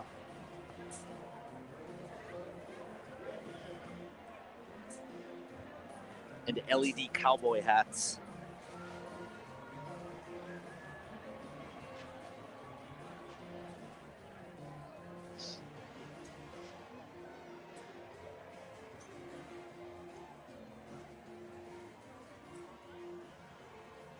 Another Mardi. This is St. Paul's School Marching Band from Covington, across the lake from here. The Marching Wolves. Doug, what were you going to say before we listen to this band? I cut you off. Oh, just that there's another rule that crossed my mind when you ride in a float in a New Orleans Mardi Gras parade. You must be masked. Ah, yes. By code. Yes. And somewhere along the line, there's somebody watching. Oh, interesting. Yeah. Oh.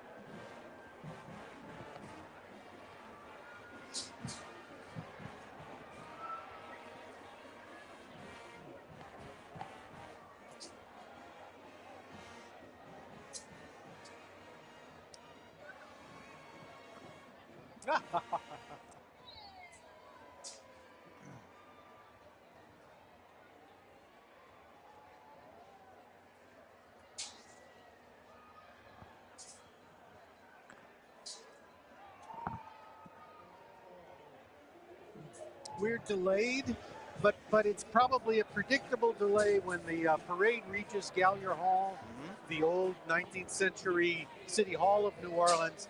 The whole parade will pause while dignitaries offer toasts to the mayor and vice versa. That's right. And that's about, what, 2 blocks from here? Down the route from us? If that. Oh, 3 blocks, okay.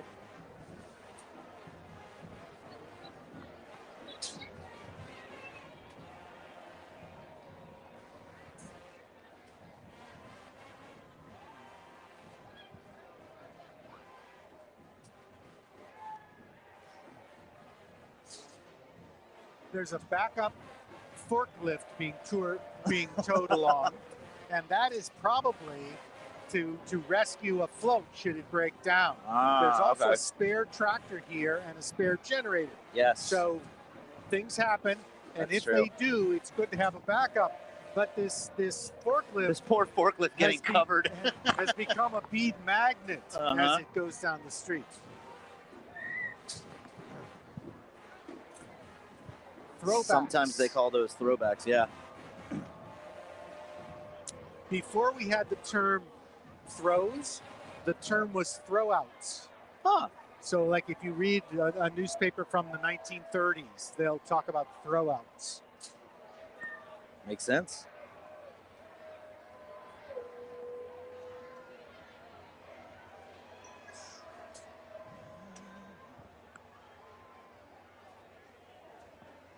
Speaking of Gallier Hall, the first mention of throws being thrown from a parade was someone throwing beads from the Rex parade to Mayor Flowers on the steps of Gallier Hall. But they don't specify what it was that he was catching. What do you think it was? You think it was just beads? Small toys, and I bet beads. Okay. Beads made sense, because what would royalty throw? They weren't LED blinking cups or hats too, or swords. too. Folks, while we got a little pause right here, we want to give another shout out to New Orleans and Company. From world-class conferences to intimate business meetings, they make it easy to plan your meeting or event in a city that knows hospitality. Start planning your event at NewOrleans.com. Open daily from 9 a.m. to 5 p.m. The National World War II Museum features immersive exhibits, multimedia experiences, and an expansive collection of artifacts and first-person oral histories, taking visitors inside the story of World War II.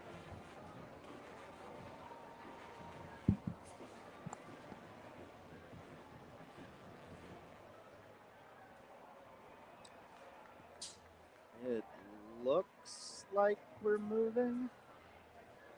Maybe. You are an optimist, Alex. You are clearly you are clearly an optimist.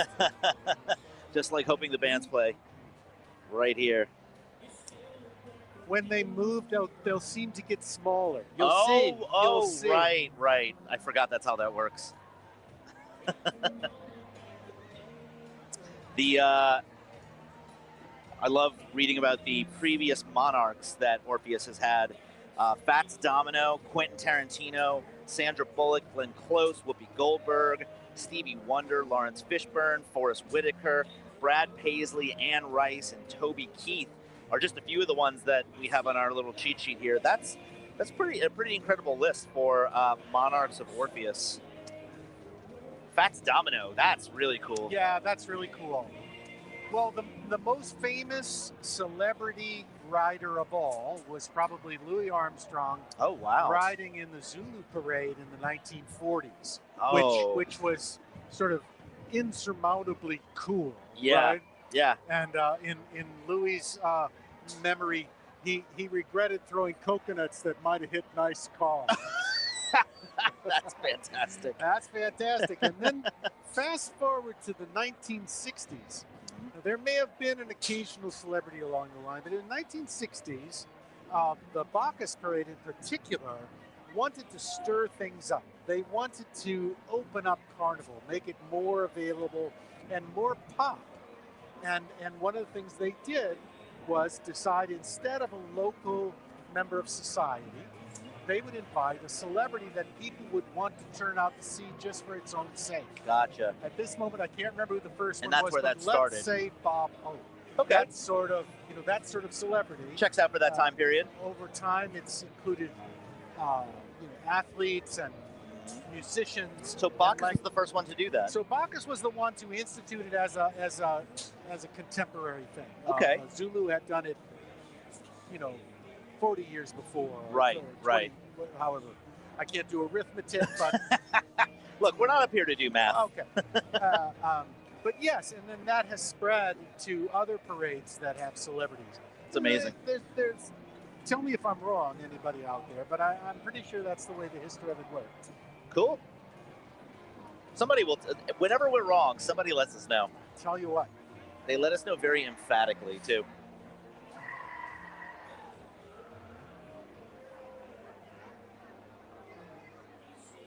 Yeah, in the newspaper you say, if you ever want to find out whether people are reading you, misspell something in the headline. That's incredible. So if they don't correct your spelling, nobody's reading. We are on the move. The Smoky Mary has pulled out of the station. Ooh, thank you very much. I appreciate it. Thank you. Thank you to our producer, Amelia, for bringing us drinks.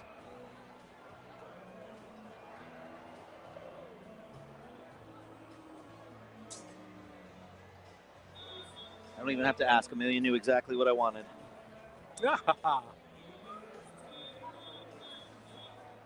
Here we go. We're moving. One more time. That's St. Paul's School right in front of us. We might see them. We might see a little action from them as they pass. Alex. Oh, no, we're supposed to be pessimistic. That's right. I hope we don't. Put the mojo on us. I hope we don't see them do anything.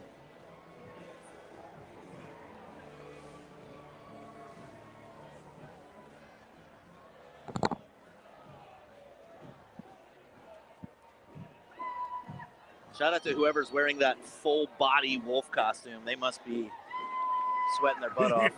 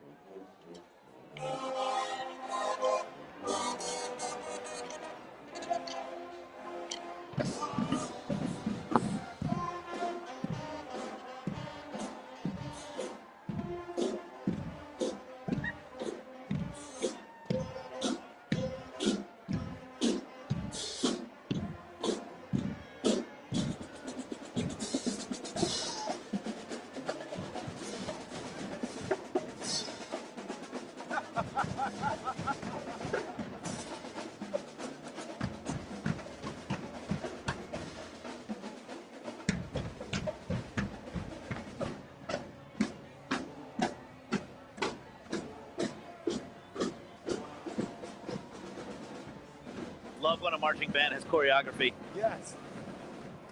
Man, you know, we were talking about how big this parade is compared to Proteus. We are just now getting to the title float. We've already had so much go by for Orpheus. So the theme for Orpheus this year is as above, so below. And that will probably become clearer as the parade goes. Yeah, I'm still trying to wrap my brain around it.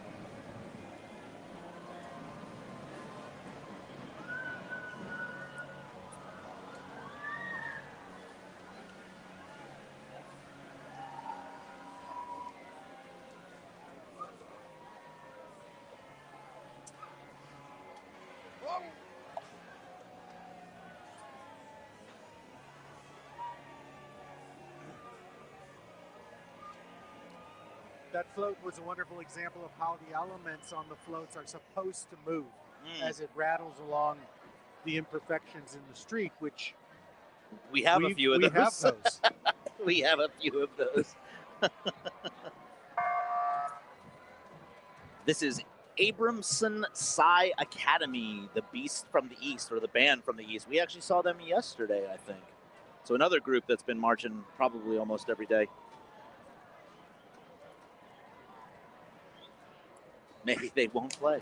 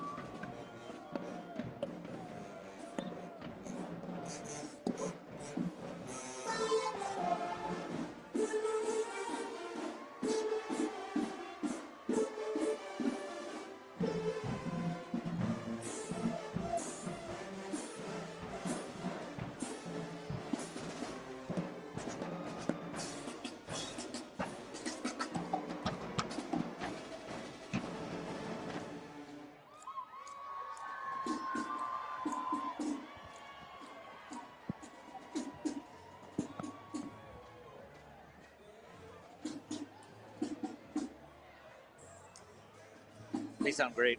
And our next float, float number 10, is Down the Rabbit Hole, which has to do with the title theme, as above, so below. Down the rabbit hole, down, down, down, Alice fell into a world curiously different from our own. A world where flowers can speak, cats can grin, and frogs in frock coats can ride rabbits to deliver proclamations throughout the land. So says the Carnival Bulletin. Love it.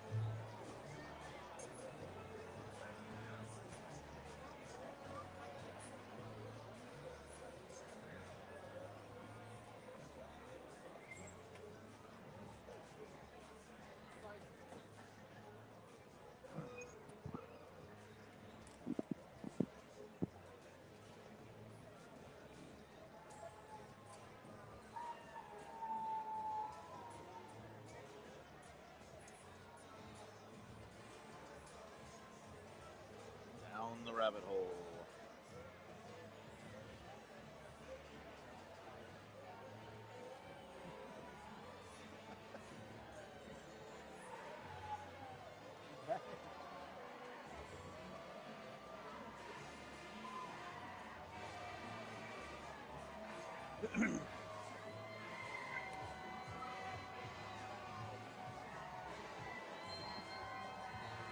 And down the rabbit hole, very, very highly decorated float. Beautiful. Really sort of old-fashioned and modern at the same time. Just beautiful. Over the top with the dangling flowers. So intricate. Yes! All right. Speaking of light up stuff. Ah! Gotta light up football. Excellent.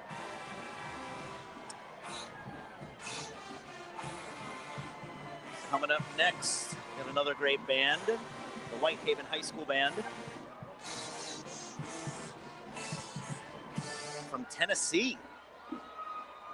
All right, Memphis. Welcome to New Orleans, Memphis.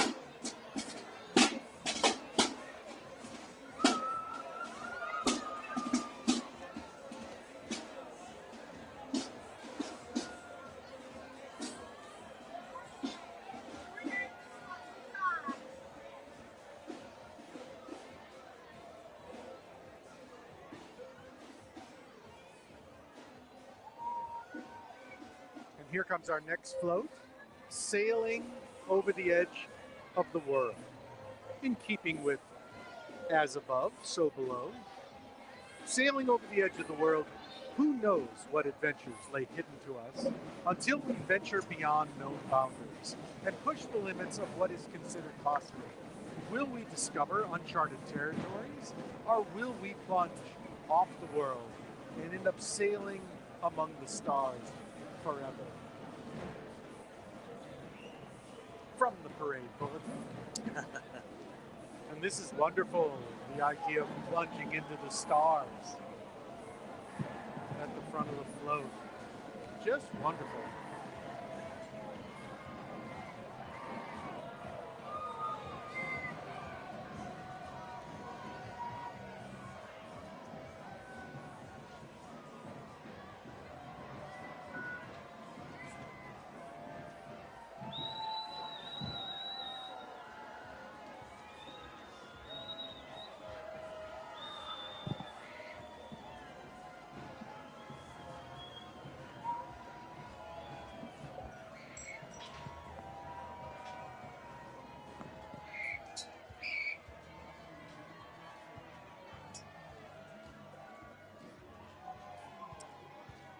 next, we've got St.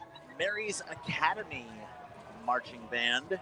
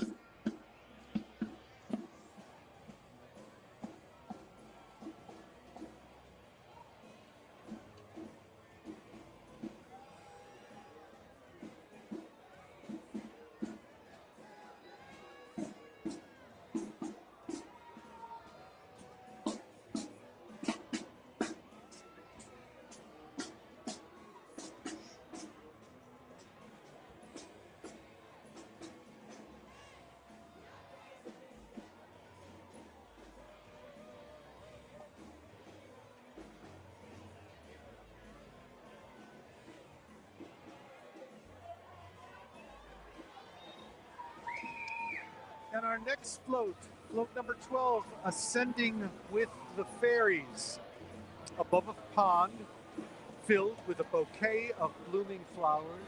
The fluttering of tiny wings fills the air, and a kaleidoscope of butterflies arrive, guiding an enchanted fairy chariot from its home amongst the low tide up into the aromatic breeze to greet the coming of spring.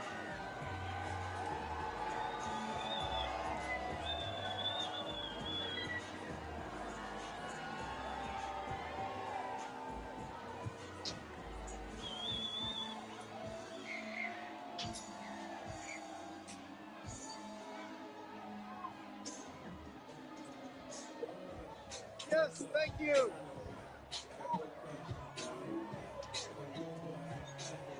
No, yes. All these floats for Orpheus are so intricate.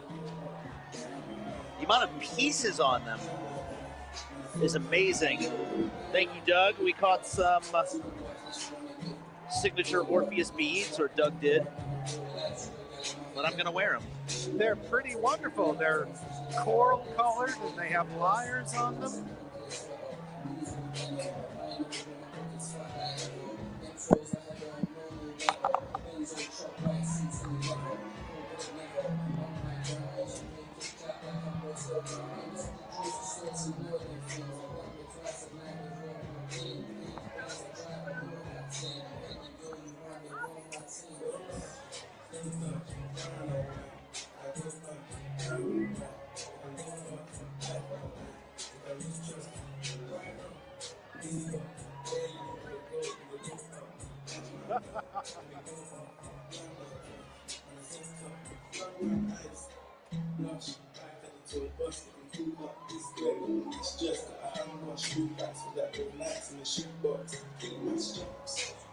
And this next contingent is the dance troupe from the Mystic Crew of Femme Fatale.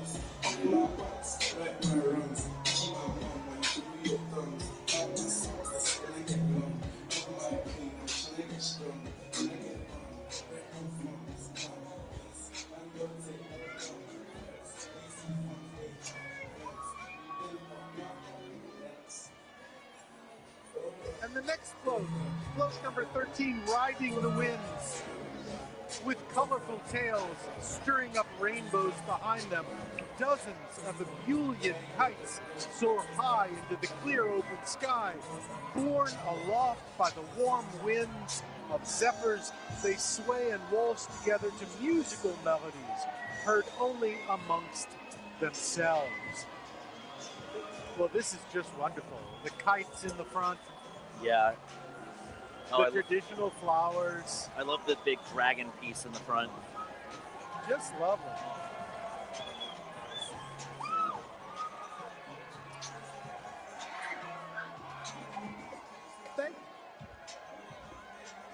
Yeah. Glass.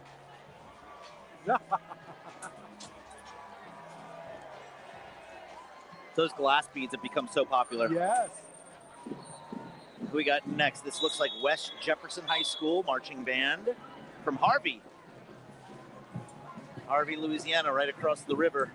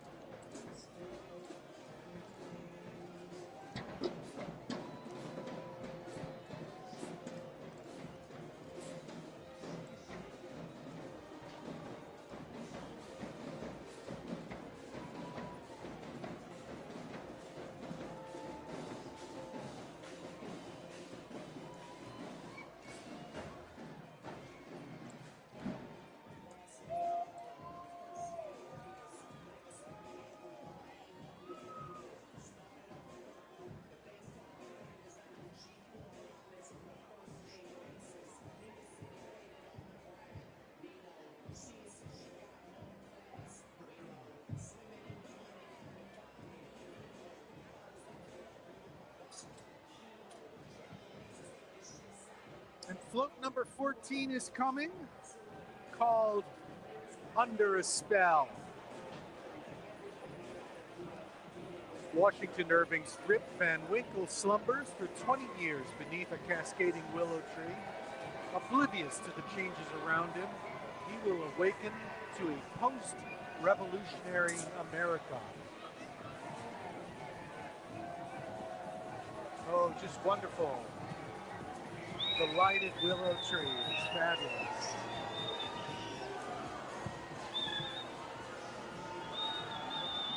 Tulip tree, maybe.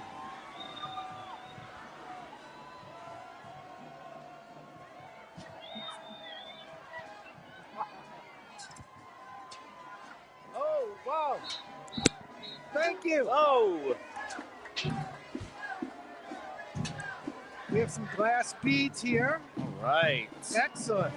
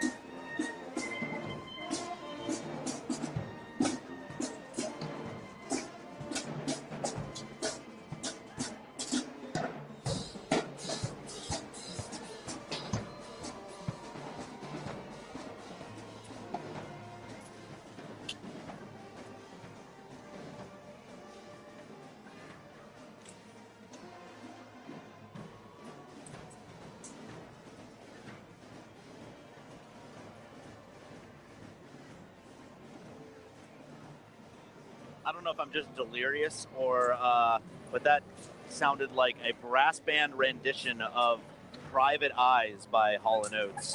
Or, Really? I wish I'd paid more attention. I was swaying to it, but I didn't try to identify it. Float number 15 is on the way. Had a great fall. Everyone has heard the story of poor Humpty Dumpty, but why was he on that wall? Did he fall or was he pushed? We will never know. Still, this cautionary tale may help us understand that often when we break things or hurt others, they can never truly be put back together the same way again. Another just beautiful float. Oh, yeah. My goodness. So detailed, so elaborate. Bravo. Bravo, Manuel Ponce.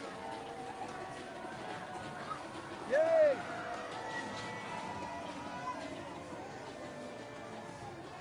Yay!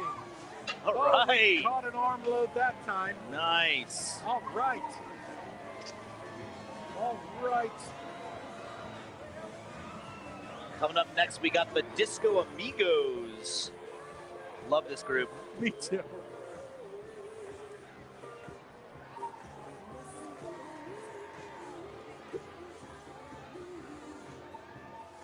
One of the many sort of ironic adult dance troupes that have popped up in the 21st century.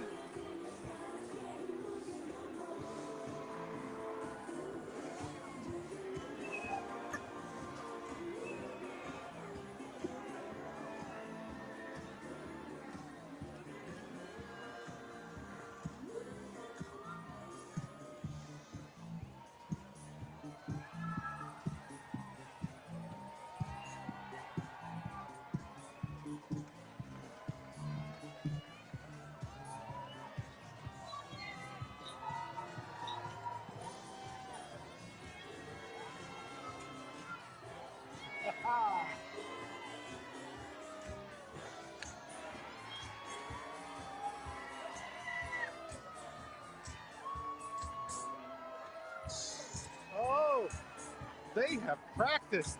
Oh, yeah. They have practiced. Oh, they are on it. My goodness. I love these dance troupes. I love that they're a mixture of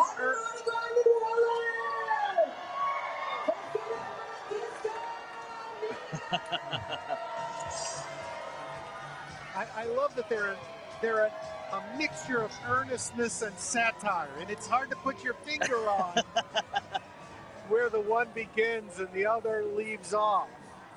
Look at this massive disco ball. This thing is incredible.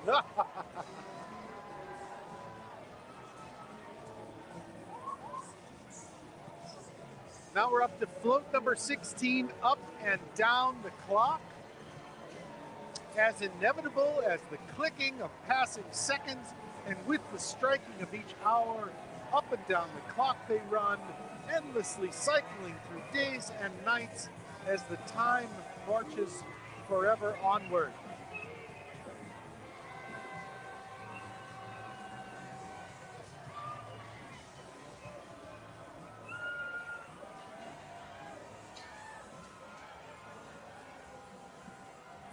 Hickory dickory dock. That's right. I think.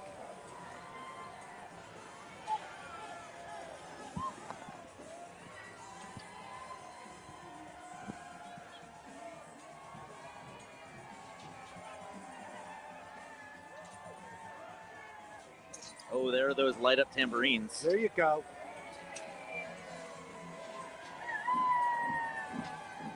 Beautiful, beautiful float. This is the L.W. Higgins High School from Marrero.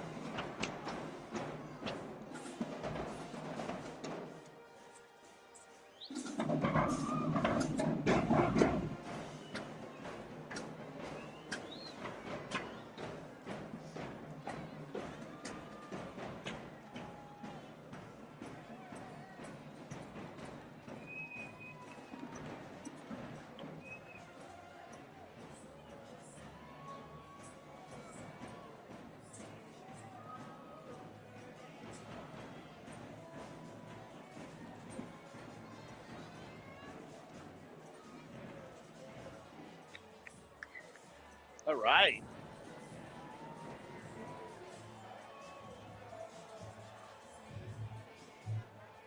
I love that they their school mascot, I believe, are the Hurricanes, and they were playing Rock You Like a Hurricane. All right, smoking down the avenue comes the Orpheus Leviathan, one of the crew's signature floats. Love this one. Just fabulous.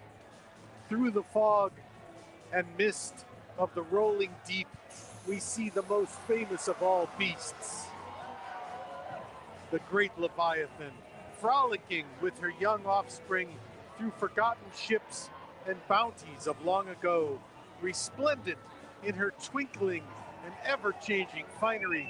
Surely there are none to equal her majesty and magnificence.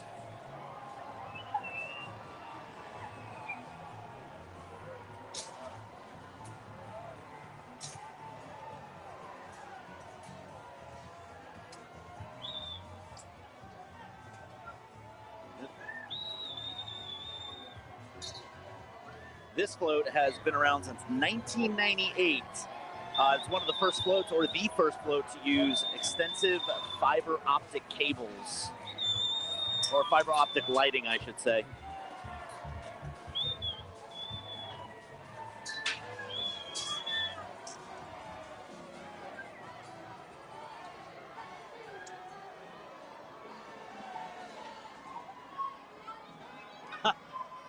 Little baby Leviathan on the back.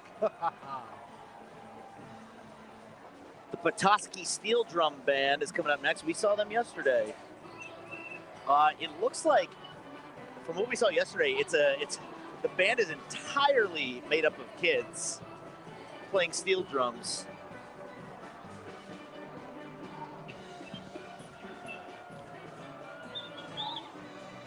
From all the way up in Michigan.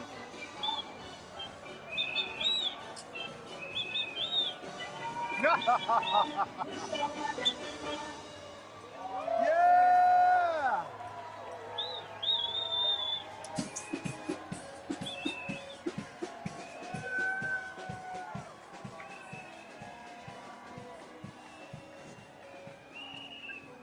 And the next float number 18, is Pop Goes the Weasel. Round and round we turn the crank as the children's tune plays in our ears. The anticipation builds and builds as we ponder with wonder and dread what will emerge from the colorful box we hold in our hands. Until suddenly, pop. That is terrifying. Exactly.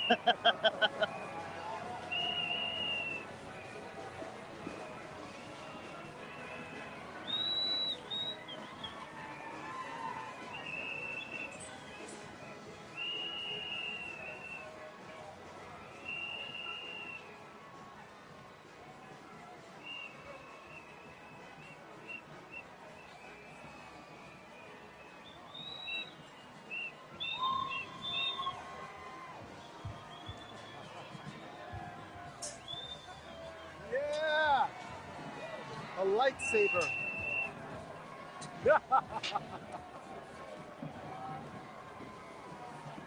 Here comes the Renew All-Star Band from here in New Orleans.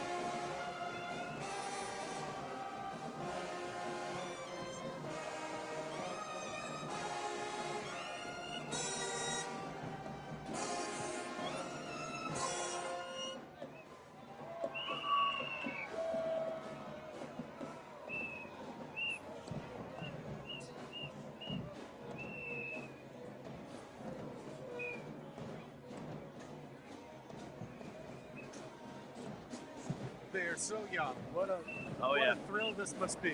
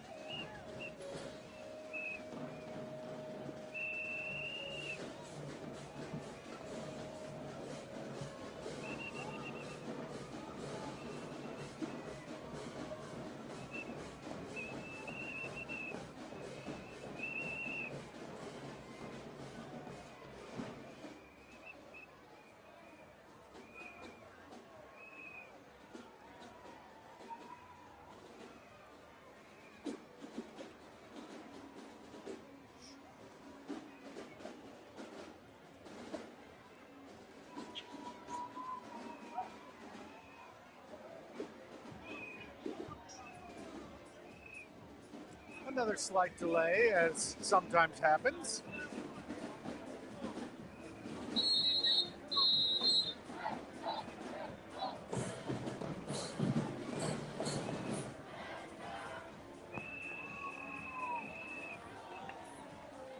One of the things I love about Mardi Gras parades is that moment of chaos when the float arrives and the beads start flying and you don't know whether to catch or duck. And there's just a storm all around you. Folks, while we have a moment here, we want to give a shout out to a couple of our sponsors. No city brings people together like New Orleans, and New Orleans & Company makes planning your wedding, reunion, or group travel easier than ever. Find everything you need at NewOrleans.com. Named by TripAdvisor as the #1 attraction in New Orleans, the National World War II Museum tells the story of the American experience in the war that changed the world, why it was fought, how it was won, and what it means today, so that all generations can understand the price of freedom and be inspired by what they learned. You know, we're standing on a deck that is about eye level with the second story of a lot of these floats, and so we are basically a big target. People like to throw stuff to us, but there's also a lot of kids nearby, and so we reach over the side to catch beads. But the kids are fast, and the kids are kind of snatching them out of the air before we can even get there. And the riders see kids, they want to throw stuff to the kids. So, we've got some little hands popping up back here, catching stuff before we can even get to it. So good for them. Folks, thanks for joining us. I'm Alex Gomez here with Doug McCash. We are well into the second parade tonight, Orpheus, and it's been beautiful so far. What a great parade. This is one of my favorites. We were talking earlier about how Proteus is kind of an old school parade, the first parade we saw tonight. Orpheus is more of a modern parade. We're seeing a lot of LEDs. We're seeing moving parts, almost animatronics sometimes. You got moving pieces moving around. It's really beautiful. And we're not even that far into it. We got a lot left to go. Yeah, there's plenty to come, and I agree completely. It has just been fabulous. Good. Glad you're here with us. The detail. All right. We're on the move again.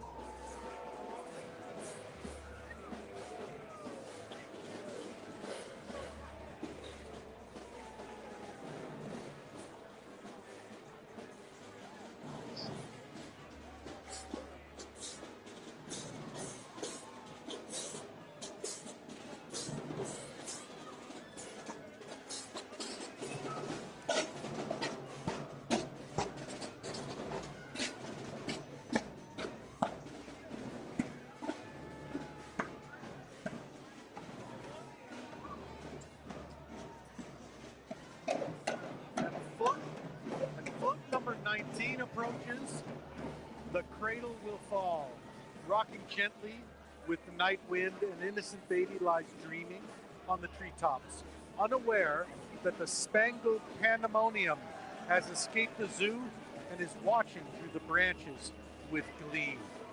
Let us hope the wise and vigilant owl guarding the cradle will prevent any unwanted mischief. The Spangled Pandemonium. Yeah. Yeah, is that an animal? How What is that? about that?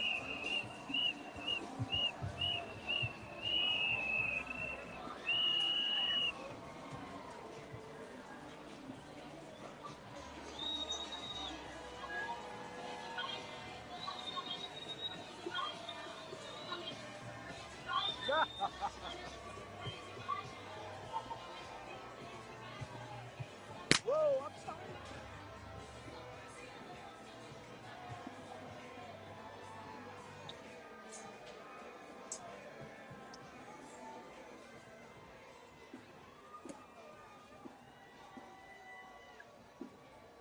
And this is the Memphis Business Academy Marching Band. We got a lot of Memphis and Tennessee.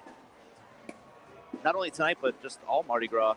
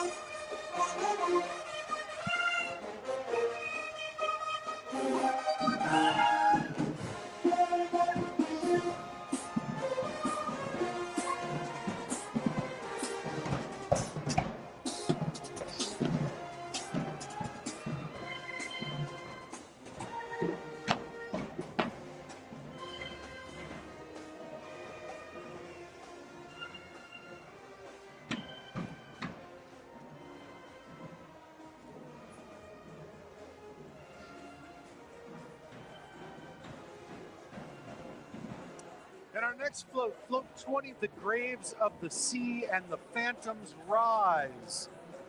Whether sinking down to the depths of oceans or rising like the fog from forgotten tombs, the dead awaken to float along waves and wind bemoaning their ethereal form. Well, this is just fabulous. My goodness. The amount of work that goes into these. Once again. Incredible. Congratulations, Manuel Ponce.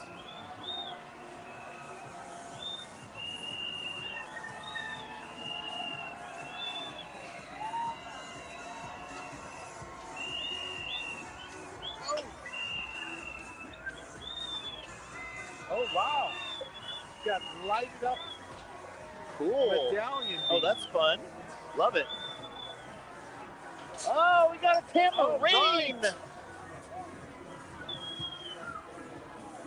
Woo. Cool. The tambourine is also a beer bottle opener. Well, that's very thoughtful.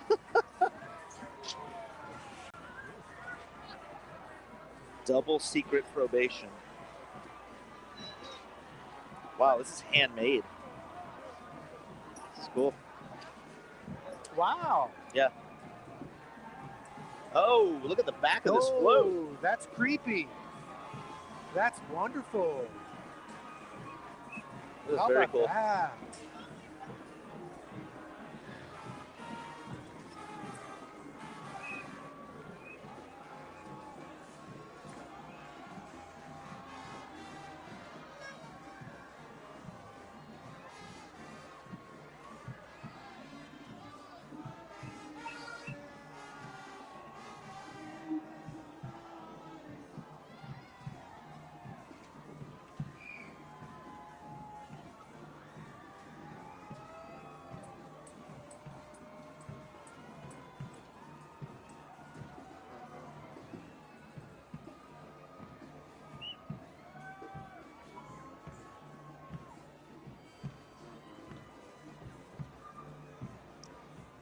This is Eleanor McMain High School Marching Band.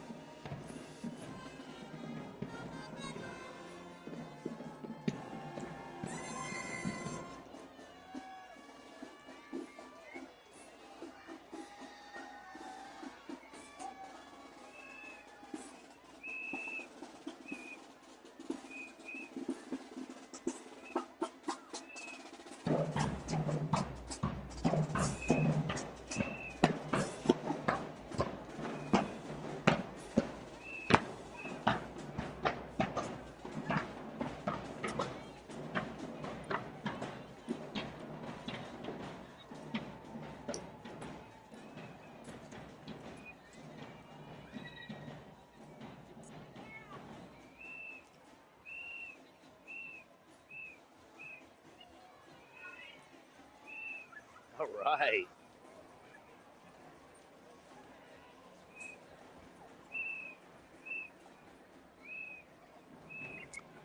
Float 21 on the way. Up, up, and away. Higher and higher we ascend above the clouds into a land of sunshine and rolling cotton. In this hypnotic atmosphere, it's easy to imagine discovering floating castles inhabited by wielders of forgotten magic, or enchanted kingdoms ruled by giants.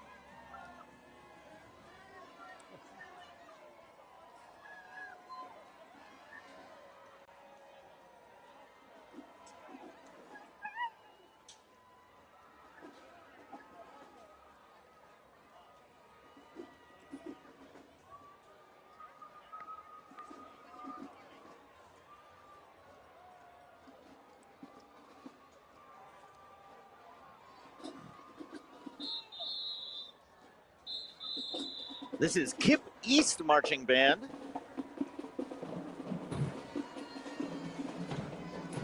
Another band we've seen a lot of this Mardi Gras season.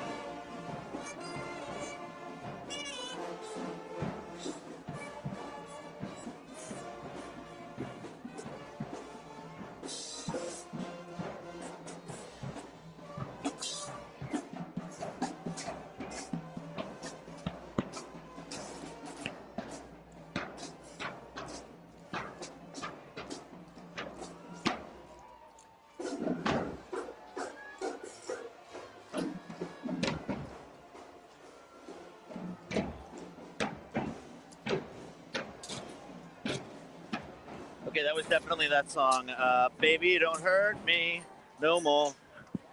What is love? I think brass bands playing pop songs is one of my favorite genres of music.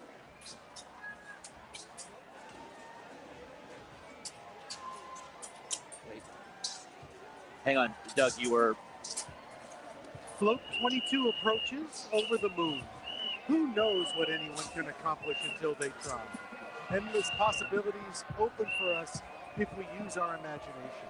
Here we see the moon beam with delight upon witnessing a heroic cow make her astonishing leap into the stratosphere. Once again, just terrific. Just a terrific float.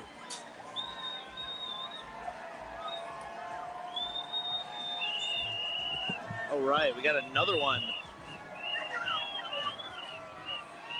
right behind it. And following immediately behind, float 23, rising of the mists. Tentacles of smoke adorned with flashes of brilliant hues curl around us as a magical genie, still in slumber, emerges from his lamp of captivity. Let us tread softly as not to awaken him, for who can tell if he is good or evil.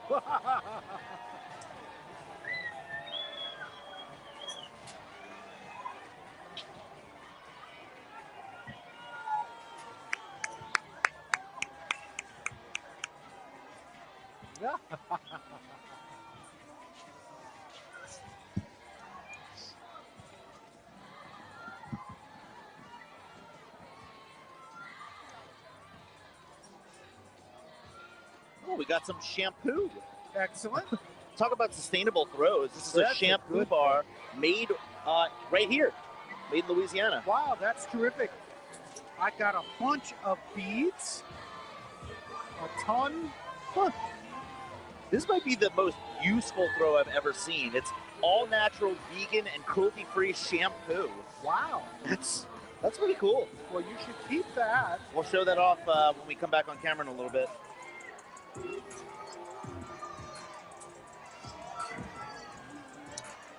And here's a dance troupe I've never heard of before, the Lolas.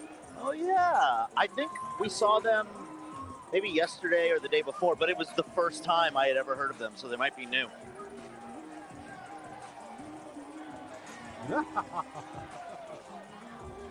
Hello, Lolas.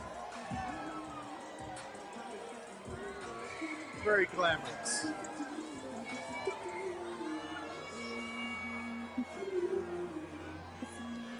Their sign said Lola gets, which I'm assuming is whatever Lola wants, Oh, Lola gets. Good for you. I like that. That's cute.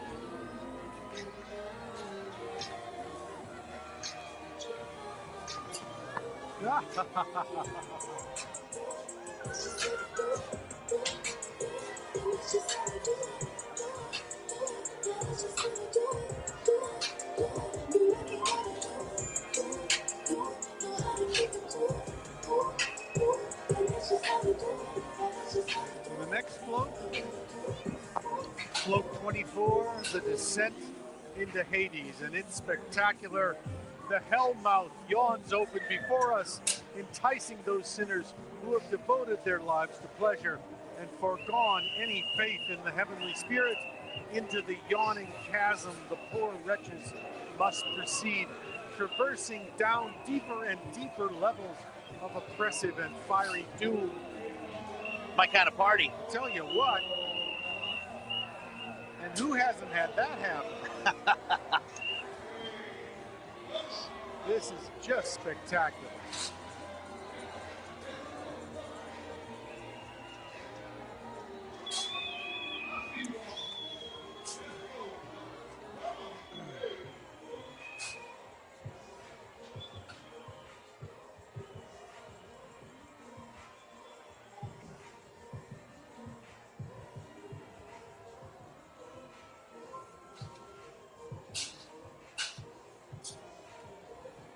Well, I just can't congratulate Kern Studios enough. These I know. are fabulous floats. Incredible.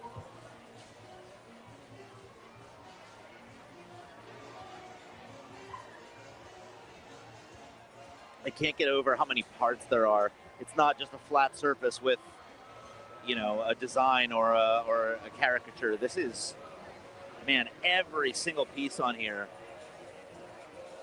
looks incredible. So many moving parts.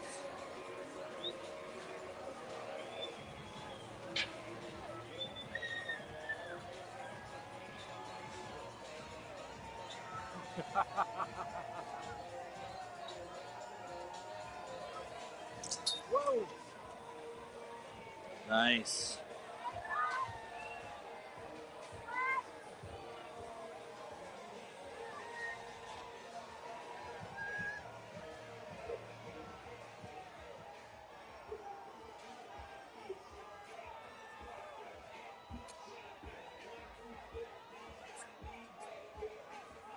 Oh, I like them. This is the Bad Mamas dance group.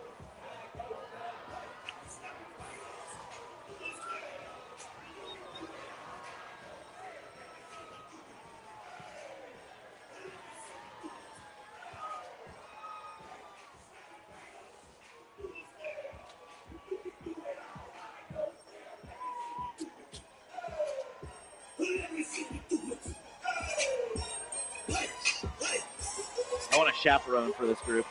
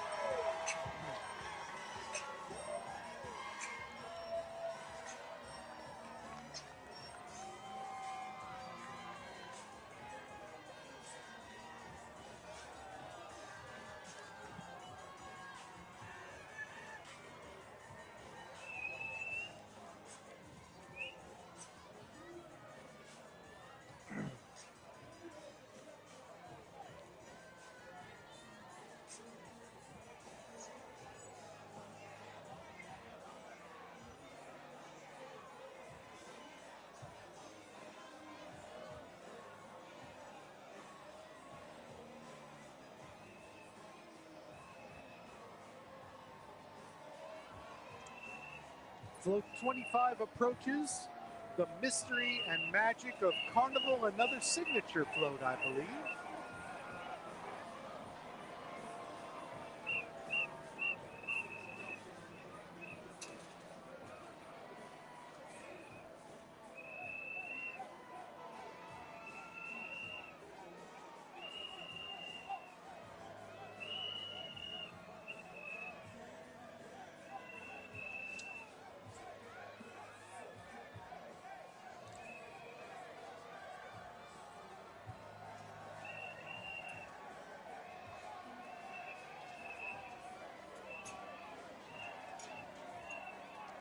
Another giant multi-segmented float.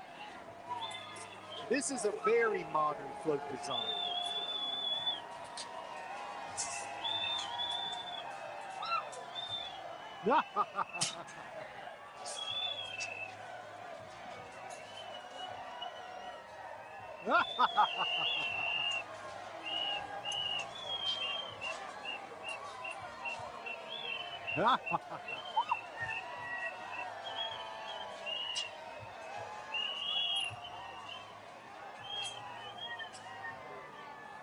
Oh.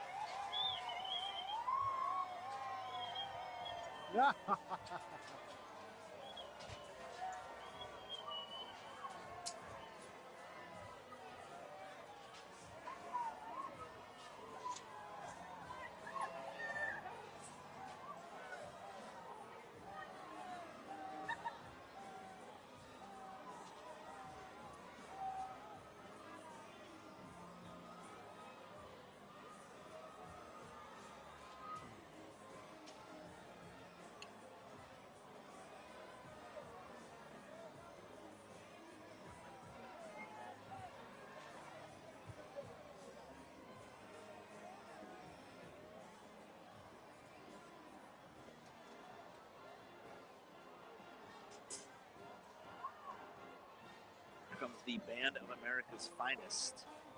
Band of America's Few. Excuse me.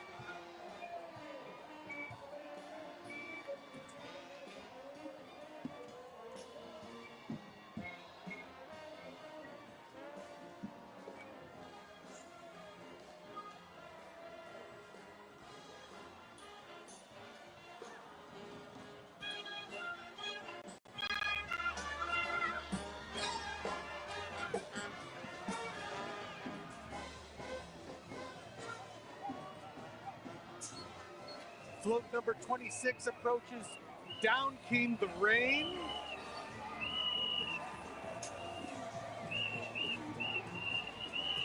Amidst the splendor of blooming flowers and the glisten of morning dew, the tenacious spider spins its shimmering web of silk.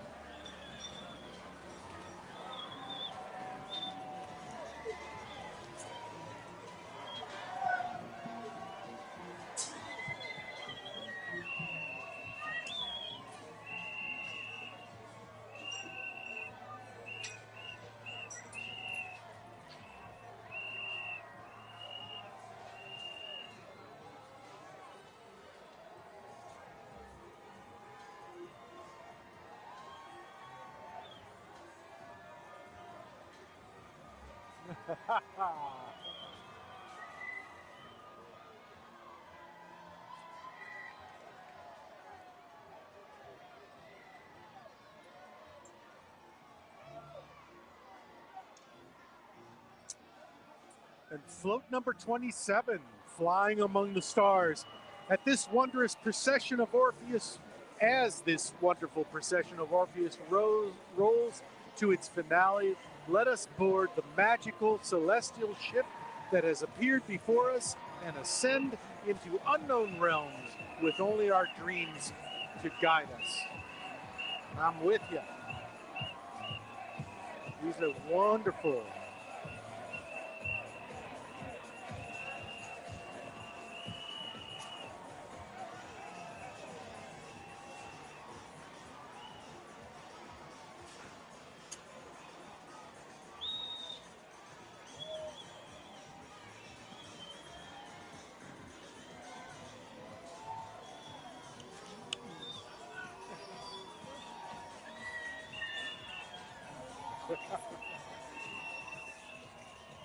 Oh. Thank you.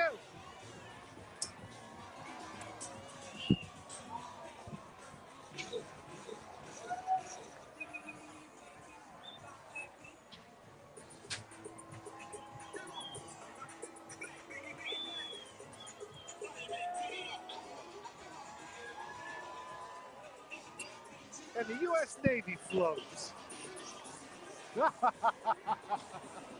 Oh, thank you. Wow, that's cool.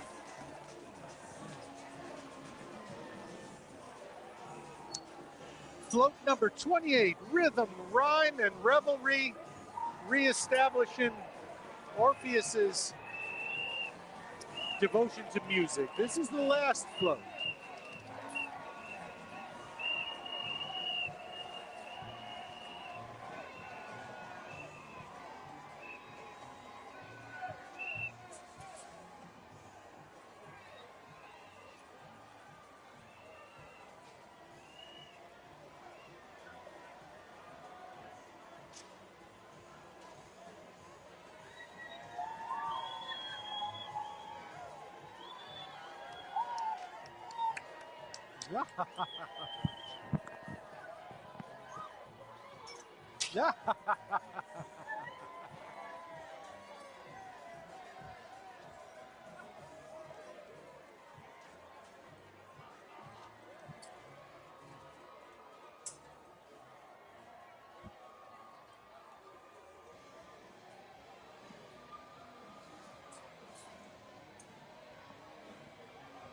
All right, folks, that was Orpheus. Man, what a fantastic parade. Doug, did you have a good time tonight? I did indeed. My goodness, Orpheus was just great. So cool. Both parades we saw tonight, Proteus and Orpheus. You know, like we've said all night, Proteus more of an old school parade. Okay, sorry, 1 second, folks. Microphone. There we go. Proteus, our first parade tonight, was more of an old school parade. And then Orpheus, right after, more of a modern parade, but both beautiful. Orpheus was incredible. The intricacies on those floats are amazing. Just amazing. We caught a whole bunch of fun stuff we're going to show you. This is a handmade tambourine. But the most interesting thing about this is that there's a beer bottle opener in the mouth of this jester. Very thoughtful. Useful. Yes. Here we have a plush. Is that a narwhal? Dolphin. No, it's a with narwhal. A narwhal. Yeah, of course. yeah, You're right. Of course, that's what that is. Yeah. This is one of the most interesting throws I've ever caught. This is a shampoo bar made here in Louisiana. Earlier, we were talking a lot about how crews are trying to do more sustainable throws or practical throws. So this is something we can actually take home and use as opposed to beads that you might wear 1 or 2 times. This is fantastic. So I'm so glad I caught this. Folks, it was great being here with y'all tonight. Thank you so much for sticking it out with us. We have to mention again tomorrow morning, due to some pretty bad weather that's coming in New Orleans, Zulu and Rex are going to have abbreviated routes. Unfortunately, where we do these parade streams from, Rex is not going to pass here, but Zulu will. It's going to be a shorter parade with no bands or marching groups. We hope you still watch. We're still going to be out here live streaming. So please join us, but stay tuned to NOLA.com, social media, website, right here, all that fun stuff, because NOLA.com and the other New Orleans news outlets are going to be talking about exactly what's going on tomorrow with the weather. Do you want to add anything to that? Just turn out about an hour and a half earlier than you expected. Yes. Zulu was expected to start at 8. That's when they would ordinarily start. Tomorrow they're going to start at 6:30 in the morning. Yeah, bright and early. See y'all there. Last we heard. Folks, thanks for being here with us tonight.